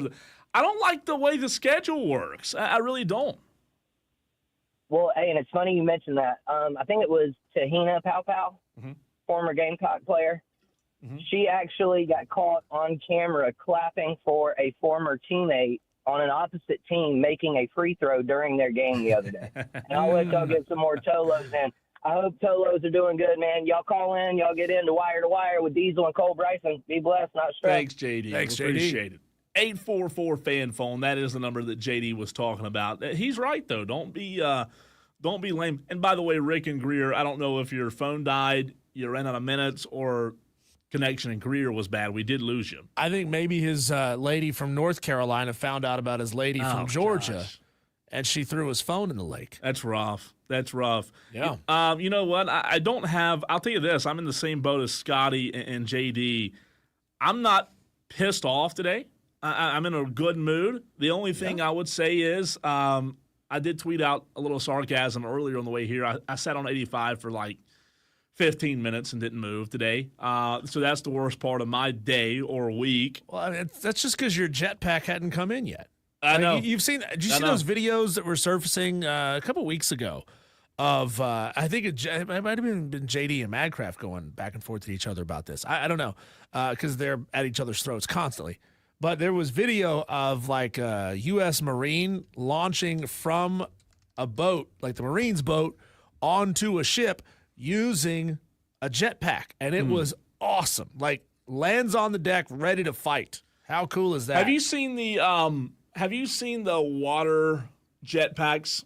Yes. I mean, are those not awesome? Those are amazing, but they scare me because if you face the wrong direction, now you're a missile heading into the water, and that scares me too because I don't want to do that. Cole, what do you think? Are you scared of those things? No, I would do it. I would do it. I will tell you this, talking about being scared of it, I would not be scared of it initially. Maybe once I get up there, I would be. I will tell you, though, speaking of doing things that are scary, I have, yesterday or the day before, a buddy of mine, we both booked a skydiving. You mean free falling? Free falling trip. Yep, in Chester. Wait! What are you shaking your head I'm for? not doing it. I'm scared, man. I'm not skydiving. Jumping out of an airplane. Hell no. In June. Hell no. You wouldn't do it? No. Are you kidding me? No. I'm terrified of heights. I hate heights. I hate them. I say, as of right now, I say I'm not scared of it. But get me up in a plane with the door open. I mean, DB's in the YouTube stream. He's a pilot. He knows how high those things. We'll see. You're not jumping from. How high do you jump from? That's a good question. In a commercial skydiving. The place to go. I don't know if you've ever heard of this or not. The place to go in like the southeast is in Chester, South Carolina. It's like well known for jumping out of planes and great instructors. And I know a guy who's an instructor there. And me and a buddy of mine been wanting to do it, and we said finally let's book it. It's not terribly expensive to do, but yeah, we'll see. No. I should have done it on a weekday. We could have done the show live from an airplane, you and I, and maybe you jump. I don't know there's cell signal up there. I don't know either, but I'm doing it. I'm doing it on a Saturday in June. I might not make it back, but we'll see. See, Dan says you jump from 14,000 feet and down from what he's heard, but he's never done it. If a pilot won't do it, you shouldn't do it. That's probably most of the time fair advice. I really look. I get that it's not like the smartest thing in the world, but people do it all the time. Yeah, but you got I trust the instructor. I don't trust the person who packed the parachute. And I don't know who that person is. Yeah, you know that's what scares me. Do you know the number one asked question? I'm guessing who packed the parachute? No. The number. So my buddy's an instructor at the place in Chester. He's not the one I'm going with, but he's going to go that day. I asked him. I said, "What's the number one question you get?" The number one question is, "What happens if the parachute doesn't? You pull. Yeah. There's a backup." Yeah. I said, "Well, what happens if backup?" Okay, that almost never happens. But that almost never happens. But if the backup doesn't go, you're bloop. You're done. I mean, there is no wire-to-wire with diesel and cold rising anymore. It's wire. It's wire-to-wire with diesel and splat. So splat. So that's it's like a month from maybe tomorrow is when I'm doing it. So we'll see. I'm going to document it, man. See if I can. A lot of texts coming in. You going to GoPro it? So they'll do it for you. Okay, good. You'll pay for you can pay extra for a package, and they'll put together a video for you. Jeff R on the text line. We're going to get to Steven and a few more Tolos on the phone lines. Jeff R says the best part about skydiving is the free fall. You feel like Superman, but when the parachute deploys, it's like the end of a roller coaster, and it gets your stomach. Oh, I bet. I mean, I hate that feeling. I hate that roller coaster stomach feeling. Love it. I don't even like watching videos of like those idiots who climb like really tall towers and buildings. Yeah. No, every time I watch those videos, even though it's on a 2-dimensional phone screen right there, it still makes my stomach drop. No way. So you're saying no way? Never. No way you'd do it. Never happening. Never, ever gonna happen. I thought you'd be willing to do it. No, I'm scared of that. Stephen Webb, what's up, man? Hey, what's going on, guys? First off, love the show. Thank you. Turn on, leave on daily. Attaboy. So just wanted to say thank you for that. Appreciate Then I'm going to get into my gripe Oh, boy. and say, listen, when the chief meteorologist tells you that it's going to be oppressive humidity today and then miserable tomorrow, and you're a contractor, the last thing that you want is to walk into a local grocery store to pick up one item and have every self-checkout with buggies slam full of groceries that people are trying to check out. Can we get at least one of these self-checkouts to have 5 items or less or 10 items or less? Like You know, What's your name? Steven, I was in a grocery store last week. I won't say who it was. I won't say where it was. But they had self-checkout lanes that were closed. Tell me what kind of sense it makes when you have like 8 self-checkout lanes, but only 3 of them are open. Why are they not all always open? What the hell is that? I was answering the phone. Is Steven upset because people are clogging them up? He says there needs to be a self-checkout for like a small number of items. So if you're checking out by yourself, you can be in and out quickly. Yeah. Well, that was the other thing, Diesel. Half of them were closed down, like you were talking about, or something was wrong with them, and then the other half, you had buggy slam full of groceries and one person on a checkout. You got to quit going to Walmart. The other buggies. I'm like, are you kidding me? I need one item. That's it. Steven, real quick before we forgot to ask, iPhone or Android user? iPhone. Good. Attaboy. Good. We got on this last week early. Android's the devil, and only Liver Rob would carry an Android. He does, though. He does. I know he does. he praises it all the time. Thanks, Steven. man. Oh, it's good stuff. He does. You're right. I didn't even think about that. We were talking about that. Rob Brown does. He is an Android guy. Is he? Of course he is. He's green. He wears white sunglasses, too. He is green, they say. Let's go to Somerville, Diesel. Let's go to Tom. Tom, what's up, man? Hey, guys. That last caller brings up a solid point. Last time I was at Walmart, there was 50 people waiting to check out, and Walmart now has a special lane of self-checkouts for the Walmart Plus members, and there wasn't one Walmart Plus member in line, and the lady was refusing to let anybody check out. So I was at Walmart for 2.5 hours waiting to check out. Are you But sure it that's wasn't not for why I plus-sized called. people at Walmart? Because there's a lot of those, too. That's what I was thinking. I was hoping that would work in my favor and I could check out, but it wasn't. Tom, before you get to your rant or whatever you want to talk about, I have a question for you and Diesel both. I saw a video today online, and this was fascinating to me. You and Diesel both on the spot. I'm putting on the spot trivia, Walmart trivia. Every year, the biggest store in the world's Walmart. What is the number one item every single year sold at Walmart? Every year. The number one item The number sold one item. at Walmart. Fishing line. No, not not fishing fishing line. Tom. I'm going to say the number one item at Walmart is TVs. No. That's a good guess, though. Chicken. No, not chicken. I mean, what else does everybody need? Eggs, beer?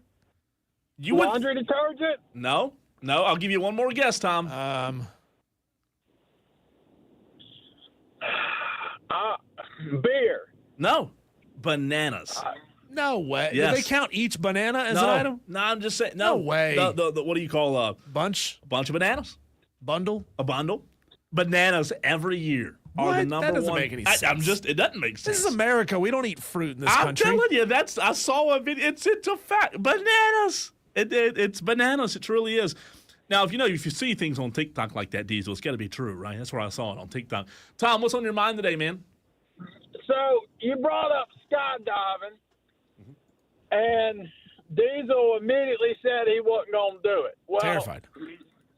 I agree, Diesel. I'm right there with you. Thank you. But so here you go. Now here's the thing. Here's what you and Cole need to do. So this football season for college football, What's your name? whoever gets the least amount of picks right between the both of you should have to do it on air. So obviously you're not going to be falling while on air, but set up shop outside the runway, and then when it's time to take off, the loser takes off, and the winner gets to be on air laughing at the loser the entire time. Not bad. Do you want to be involved in this, Tom? You didn't finish too hot last year either. Ooh. Hey, you're the radio host. I'm here to provide some ideas. Thanks, Tom. But We got to Appreciate get it. 2 quick calls in before we get to our next guest. Dewey's up next. What's up, Dewey? Yes, it's funny I bring up Walmart because Walmart sucks, and it's Tom talked about Walmart Plus line. I got into the Walmart Plus line one time, and some woman came up to me and said, "No, you get out of there now!" And I cursed her out, and I gave her the finger, and I threw all my stuff at her, and I left.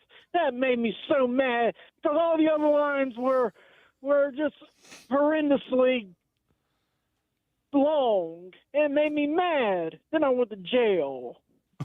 Thanks, Dewey. Sound him out. Good job. But was there a butt there? But anyways, that's not why I called. Oh, okay. Oh. The Mainieri thing made me upset.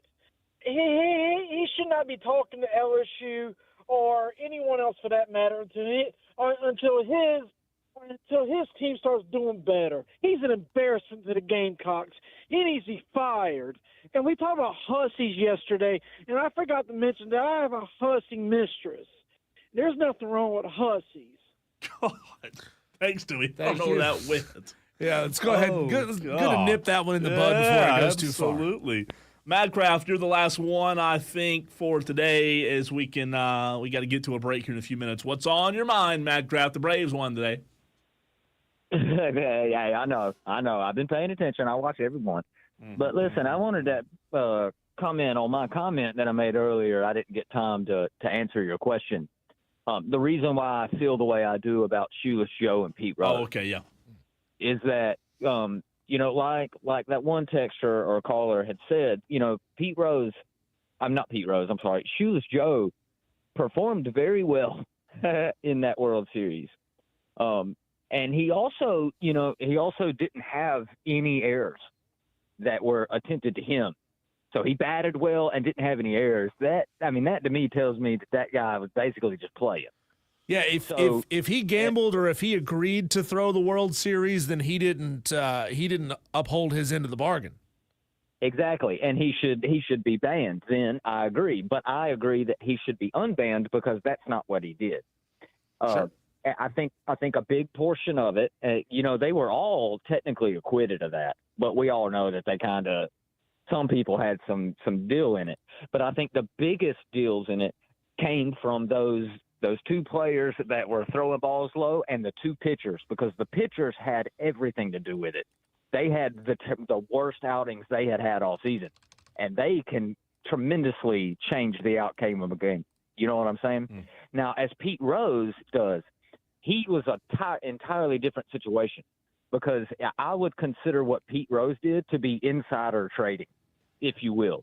As a manager, knowing that the lines have come out, they're come out, and the night before a game, he knows everything that's going to be happening, but he could also affect that line by setting his lineups differently, resting a certain player or pitching a certain pitcher. He knows that if he makes that change, that the line will change. So he was betting $10,000 a day on his own team, of course, but it's because he knew that the lines would change in his favor, and he was going to get those wins most likely than not. Hey, Matt, good call. We got to run. Let's continue the conversation in the stream later on. Thanks for the call, man. Good stuff. It was good stuff that time from Matt Kraft. Really good conversation there. Diesel, when we come back, let's jump back over to what we talked about on Monday, what we talked about on Tuesday, a little NBA Cooper Flag, Dallas Mavericks. We'll talk to Kevin Gray. He is one of the absolute best in the business. Mavs podcast, pre and post-show host on Dallas Mavs. Give him a follow on Twitter. We'll tell you how to do that next. Kevin Gray from Texas joins us next.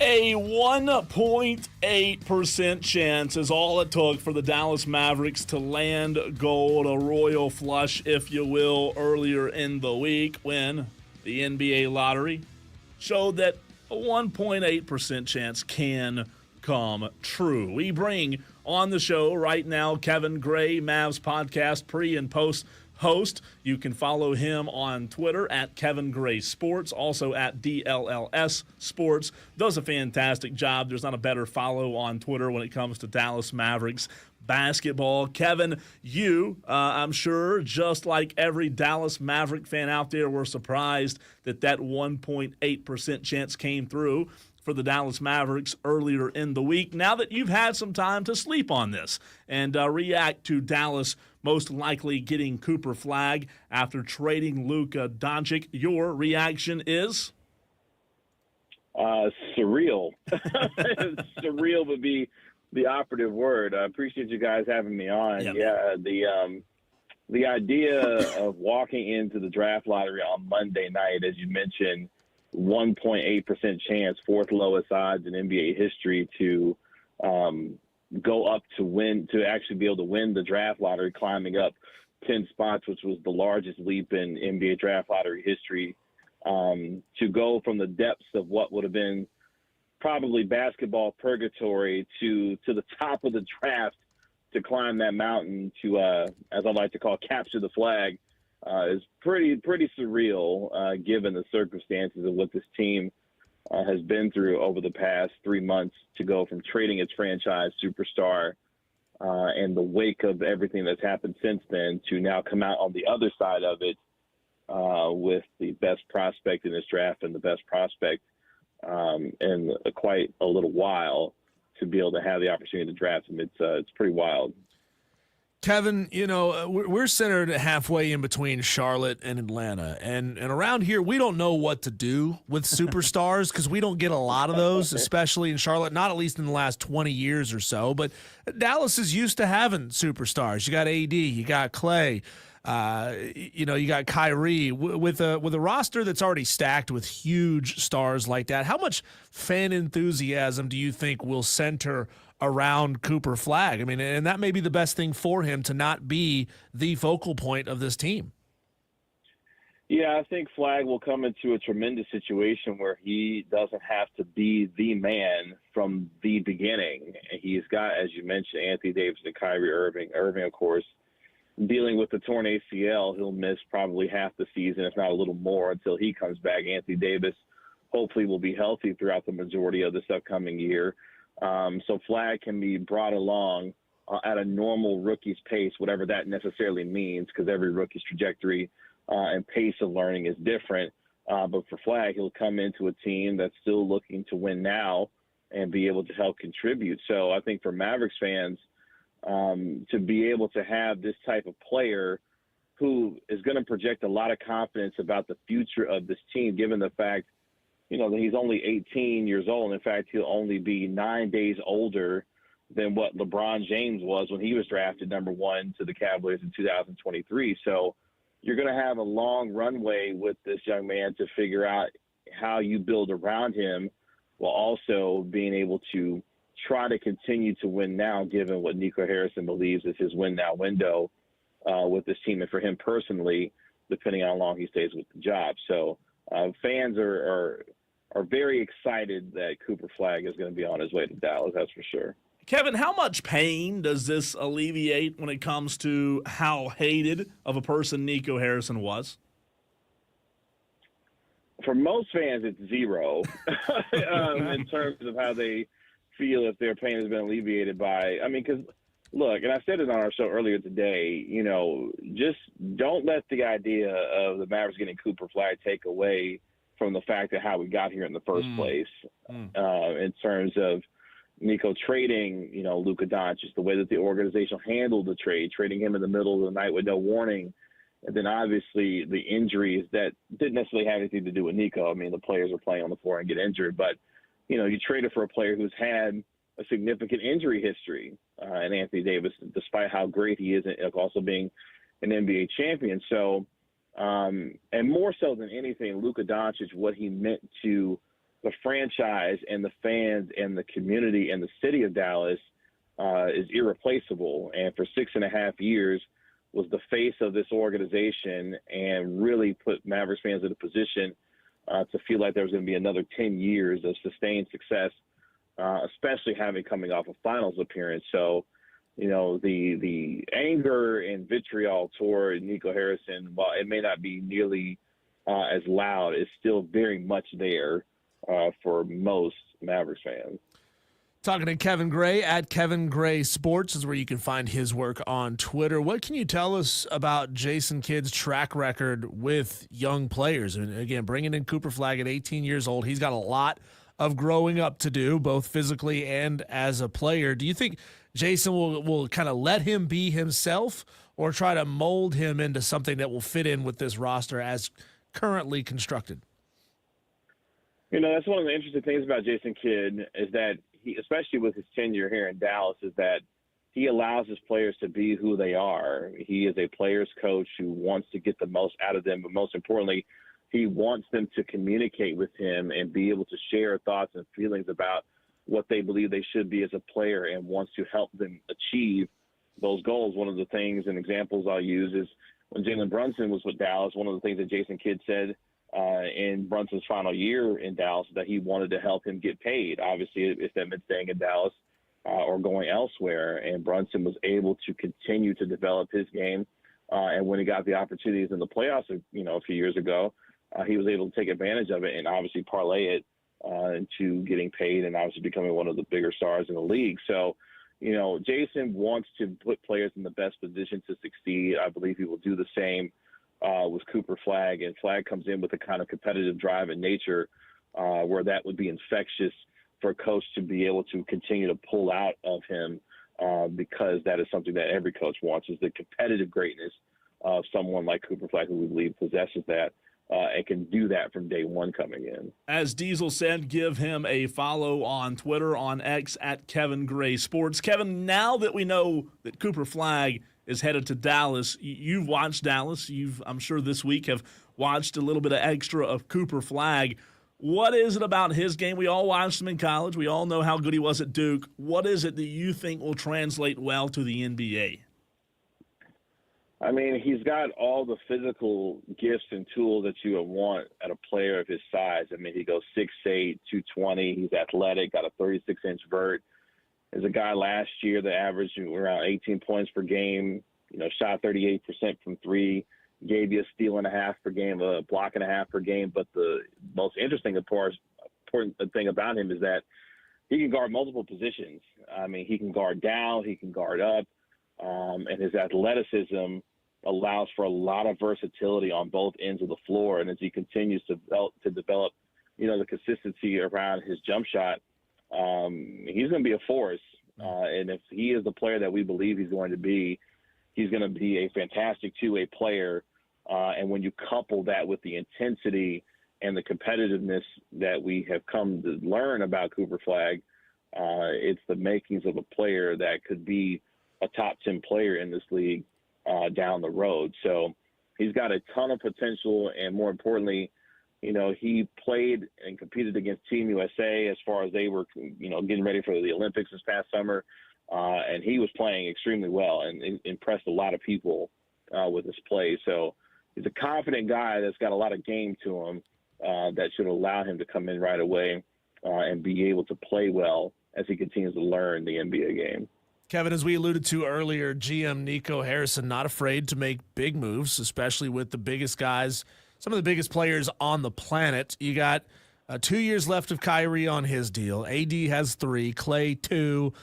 This coming season could be PJ Washington's final year there in Dallas. What does your intuition tell you about those 4 players, that core? Do they stick around individually through their contracts, or could Nico Harrison be looking to move those guys and get a little bit younger as well to go around a guy like Cooper? I mean, if we're to believe how Nico Harrison has continued to operate, you know, in his time so far as general manager, he will continue to take big swings. And I think part of that will be trying to find some guard play this summer to help stem the tide until Kyrie Irving comes back as fully expected. Kyrie's got a $43, near $44 million player option this summer that most likely he'll opt out of to sign a new deal with Dallas to kind of put him on the same timeline. Anthony Davis, who has a 3-year, $175 million extension kicking in at the beginning of this upcoming season. So, those players will be aligned in terms of the years that Nico feels like the championship window is open for them. P.J. Washington's in a very interesting position because he's eligible for a 4-year, near $90 million extension. But now with the presumed addition of Cooper Flagg, it creates a little bit of a logjam, at the wing and forward position that the Mavericks have, with Cooper Flagg presumably, P.J. Washington there as well, and trying to figure out what the best fit would be, especially when you got guys in the front court with Derek Lively II and Daniel Gafford, who they've got a decision to make on as well, given the amount of size that they have. So he's got some decisions that he's got to make in terms of the roster to not only keep the financial flexibility open, but also to create the kind of necessary space on the floor for these guys to operate. And one or two of those guys, maybe Washington and or Gafford, may not necessarily be with the Mavericks this upcoming season, just because of what they are trying to fit with now the opportunity to have Cooper Flagg on the team.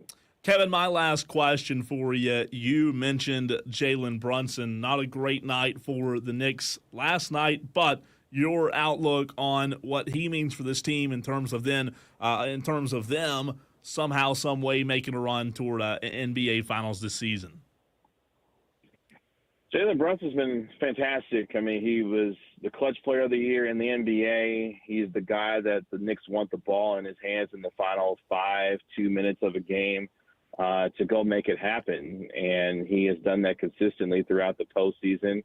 I do think the Knicks will close it out in New York to get to the conference finals for the first time since 2000. And he is the biggest reason why. They've gotten great contributions from OG Anunoby and Josh Hart. Karl Anthony Towns hasn't been great in terms of shooting the ball, but that's not what they've been asking him to do, so far this postseason. So, but yeah, Brunson's been fantastic, and he deserves every bit of the credit that he is getting, because he has turned himself into one of the stars of this league and a perennial All-NBA player now, and he will continue to be the driving force of what the Knicks need to do every night to try to win a championship. Kevin, big picture, who do you see in the championship series? Cool. Right now, as it looks, I think I'm going to go with the Oklahoma City Thunder.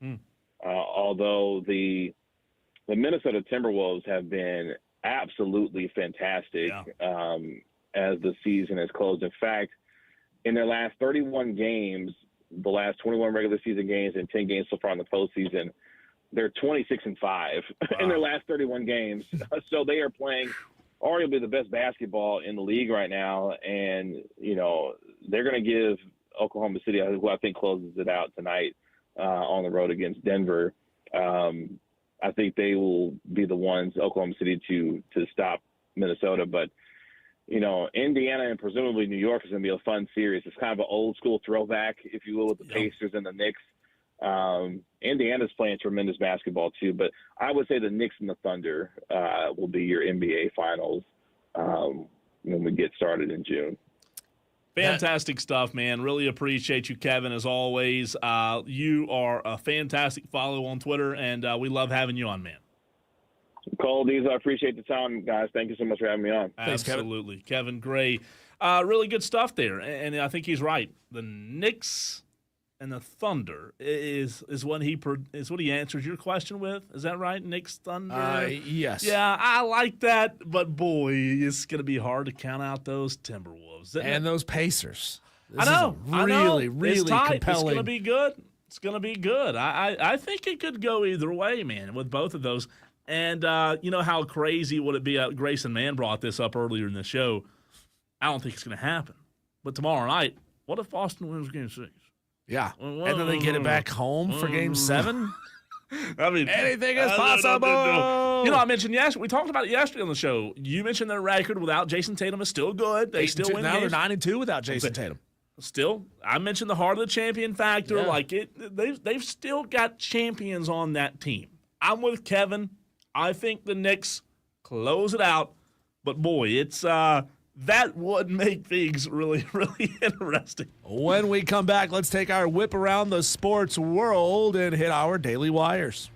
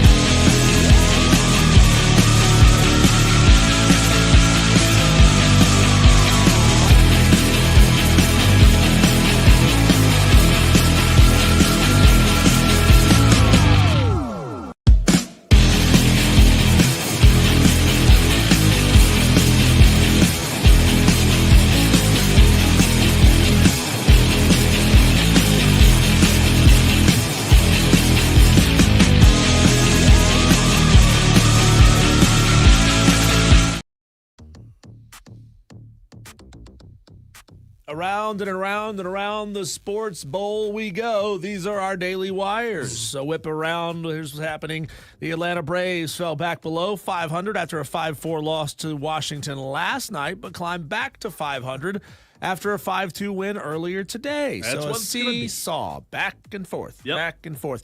Pete Rose was celebrated by the Cincinnati Reds Wednesday night, a day after baseball's career hits leader was posthumously removed from Major League Baseball's permanent ineligibility list. There were chants of Pete, Pete, Pete at the Great American Ballpark. There was a pregame moment of silence, and a choir from Rose's Cincinnati High School performed the national anthem. That's really sweet. Julius Randle led the Minnesota Timberwolves to a 121-110 victory over the Golden State Warriors, securing their spot in the Western Conference semifinals. Anthony Edwards was great, 22 points, 12 assists in the win. The Timberwolves will now face the winner of the Oklahoma City Thunder versus the Denver Nuggets series in the conference finals. That one could get closed out tonight, Cole. You know, it was exactly what we talked about yesterday when you look at this Timberwolves-Warriors game, Diesel. The Timberwolves hit the over on the team total, as I told you they would. They scored 121.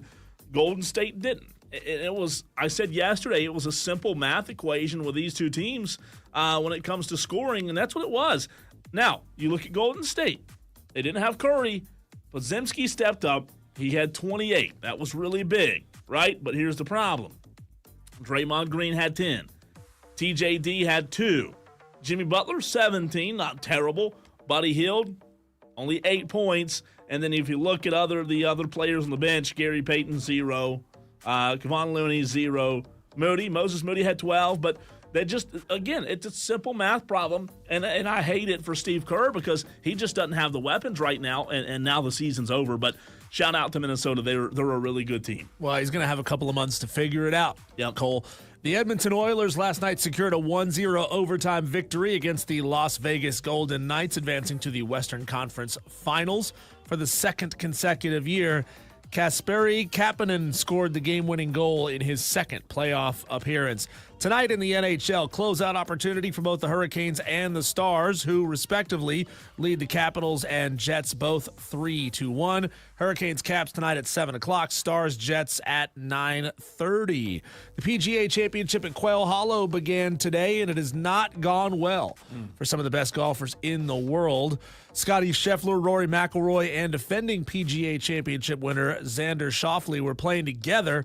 Each made a double bogey on 6 on the par 4 16th hole. How about that? All three guys played. That's like when I go play golf with Rob. Yeah, it's bad. Yeah, it was just not a good lot day. Of big scores. You know, you talk about Scotty, obviously still in the mix, but man, you look at the hole that Rory dug himself into today. I mean, you're talking about the CL, the cut line. I mean, it was bad. It was really, really bad. Just no birdies, all pars, and a couple of bogeys for Rory. I think he finally got 2 birdies on the back 9, but not the best day for Rory on a course that he's really, really good at. Well, the Aussie Cam Davis has now moved into first place. He is sitting at -6 through 16 holes. UNC alum Ryan Gerard at -5. He's been the leader in the clubhouse for a big part of the day until Cam Davis just hit that birdie. Scotty Scheffler is tied for 19th at 2 under. Clemson alum Lucas Glover is even through 16. He's tied for 48th place. Not terrible. Tied with Bryson DeChambeau. Even at, 48th through 12 holes is Bryson. And Rory in the clubhouse at a big old +3 at 108. Not good. I know 48 sounds like way back, but it's a log jam right now. It's a lot. That's not impossible. I think Lucas Glover had a really good day today. I mean, he's 6 shots back. You have 2 or 3 good days in a row. You could eat up a big chunk of that. Jim Smith has been appointed the new athletic director at Maryland. He's got a background in both professional and college sports, and he's coming from the Atlanta Braves, the senior vice president of business strategy for the Braves. Interesting. Real Madrid defender Raul Asensio and 3 former teammates from the club's youth teams could face criminal charges for allegedly recording sexual images of a woman and a minor and distributing them without their consent. According to a judge, there is evidence to support allegations of crimes, including violation of privacy, distribution of videos to third parties without the victim's knowledge or consent, solicitation of a minor for pornographic purposes, and possession of child pornography. No bueno. That's a big deal, man. Real Madrid, obviously a gigantic deal. Despite scheduling the Steelers-Jets for Week 1 and Steelers-Packers for Sunday Night Football in Week 8, the NFL says they didn't have any information about Aaron Rodgers' decision when it comes to making Pittsburgh's schedule. NFL Vice President of Broadcasting and Scheduling Mike North said today the Steelers' national brand and body of work drove the league's decision to give the Steelers primetime slots, not a potential signing of Aaron Rodgers. There are officially 100 days until college football. Think about that, Cole. Man. 100 sleeps, and it's game day. I love that. That means the triple digits are gone after tonight. Let's go. Let's go. Another wild story. Former Atlanta Braves shortstop Rafael Furcal is facing felony charges in South Florida. The former All-Star turned himself in at the Broward County Jail yesterday and was released on bond a short time later. He's charged with aggravated battery with a deadly weapon and, I'm not making this up, throwing a missile into public or private dwelling. Throwing a missile. Throwing a missile. And Cole and I were scratching our heads. What exactly could that mean? Throwing a missile. Obviously, he doesn't have access to military-grade missiles. So what does the charge actually mean? It usually involves wantonly or maliciously throwing a stone or other hard substance that could cause death or bodily harm into a public or private building, vehicle, or vessel. Wow. That is not what you had on your bingo card. I mean, that might be like the coolest charge you could ever catch, honestly. You throwing have to catch a missile. One. Yeah. I would think you would launch one, right? But hey, if you don't have a launcher, you throw it, right? What do you do? I have no idea. Tolos, on the other side, do you want to go Carolina Panthers schedule release, Tolos, or do you want to hear audio from Nick Saban and Charles Barkley on presidential commission when it comes to fixing college football? Sometimes Diesel and I pick the segment topics. Hey, how about you, Tolos? Let us know what you want to hear. Those are the options. That's next.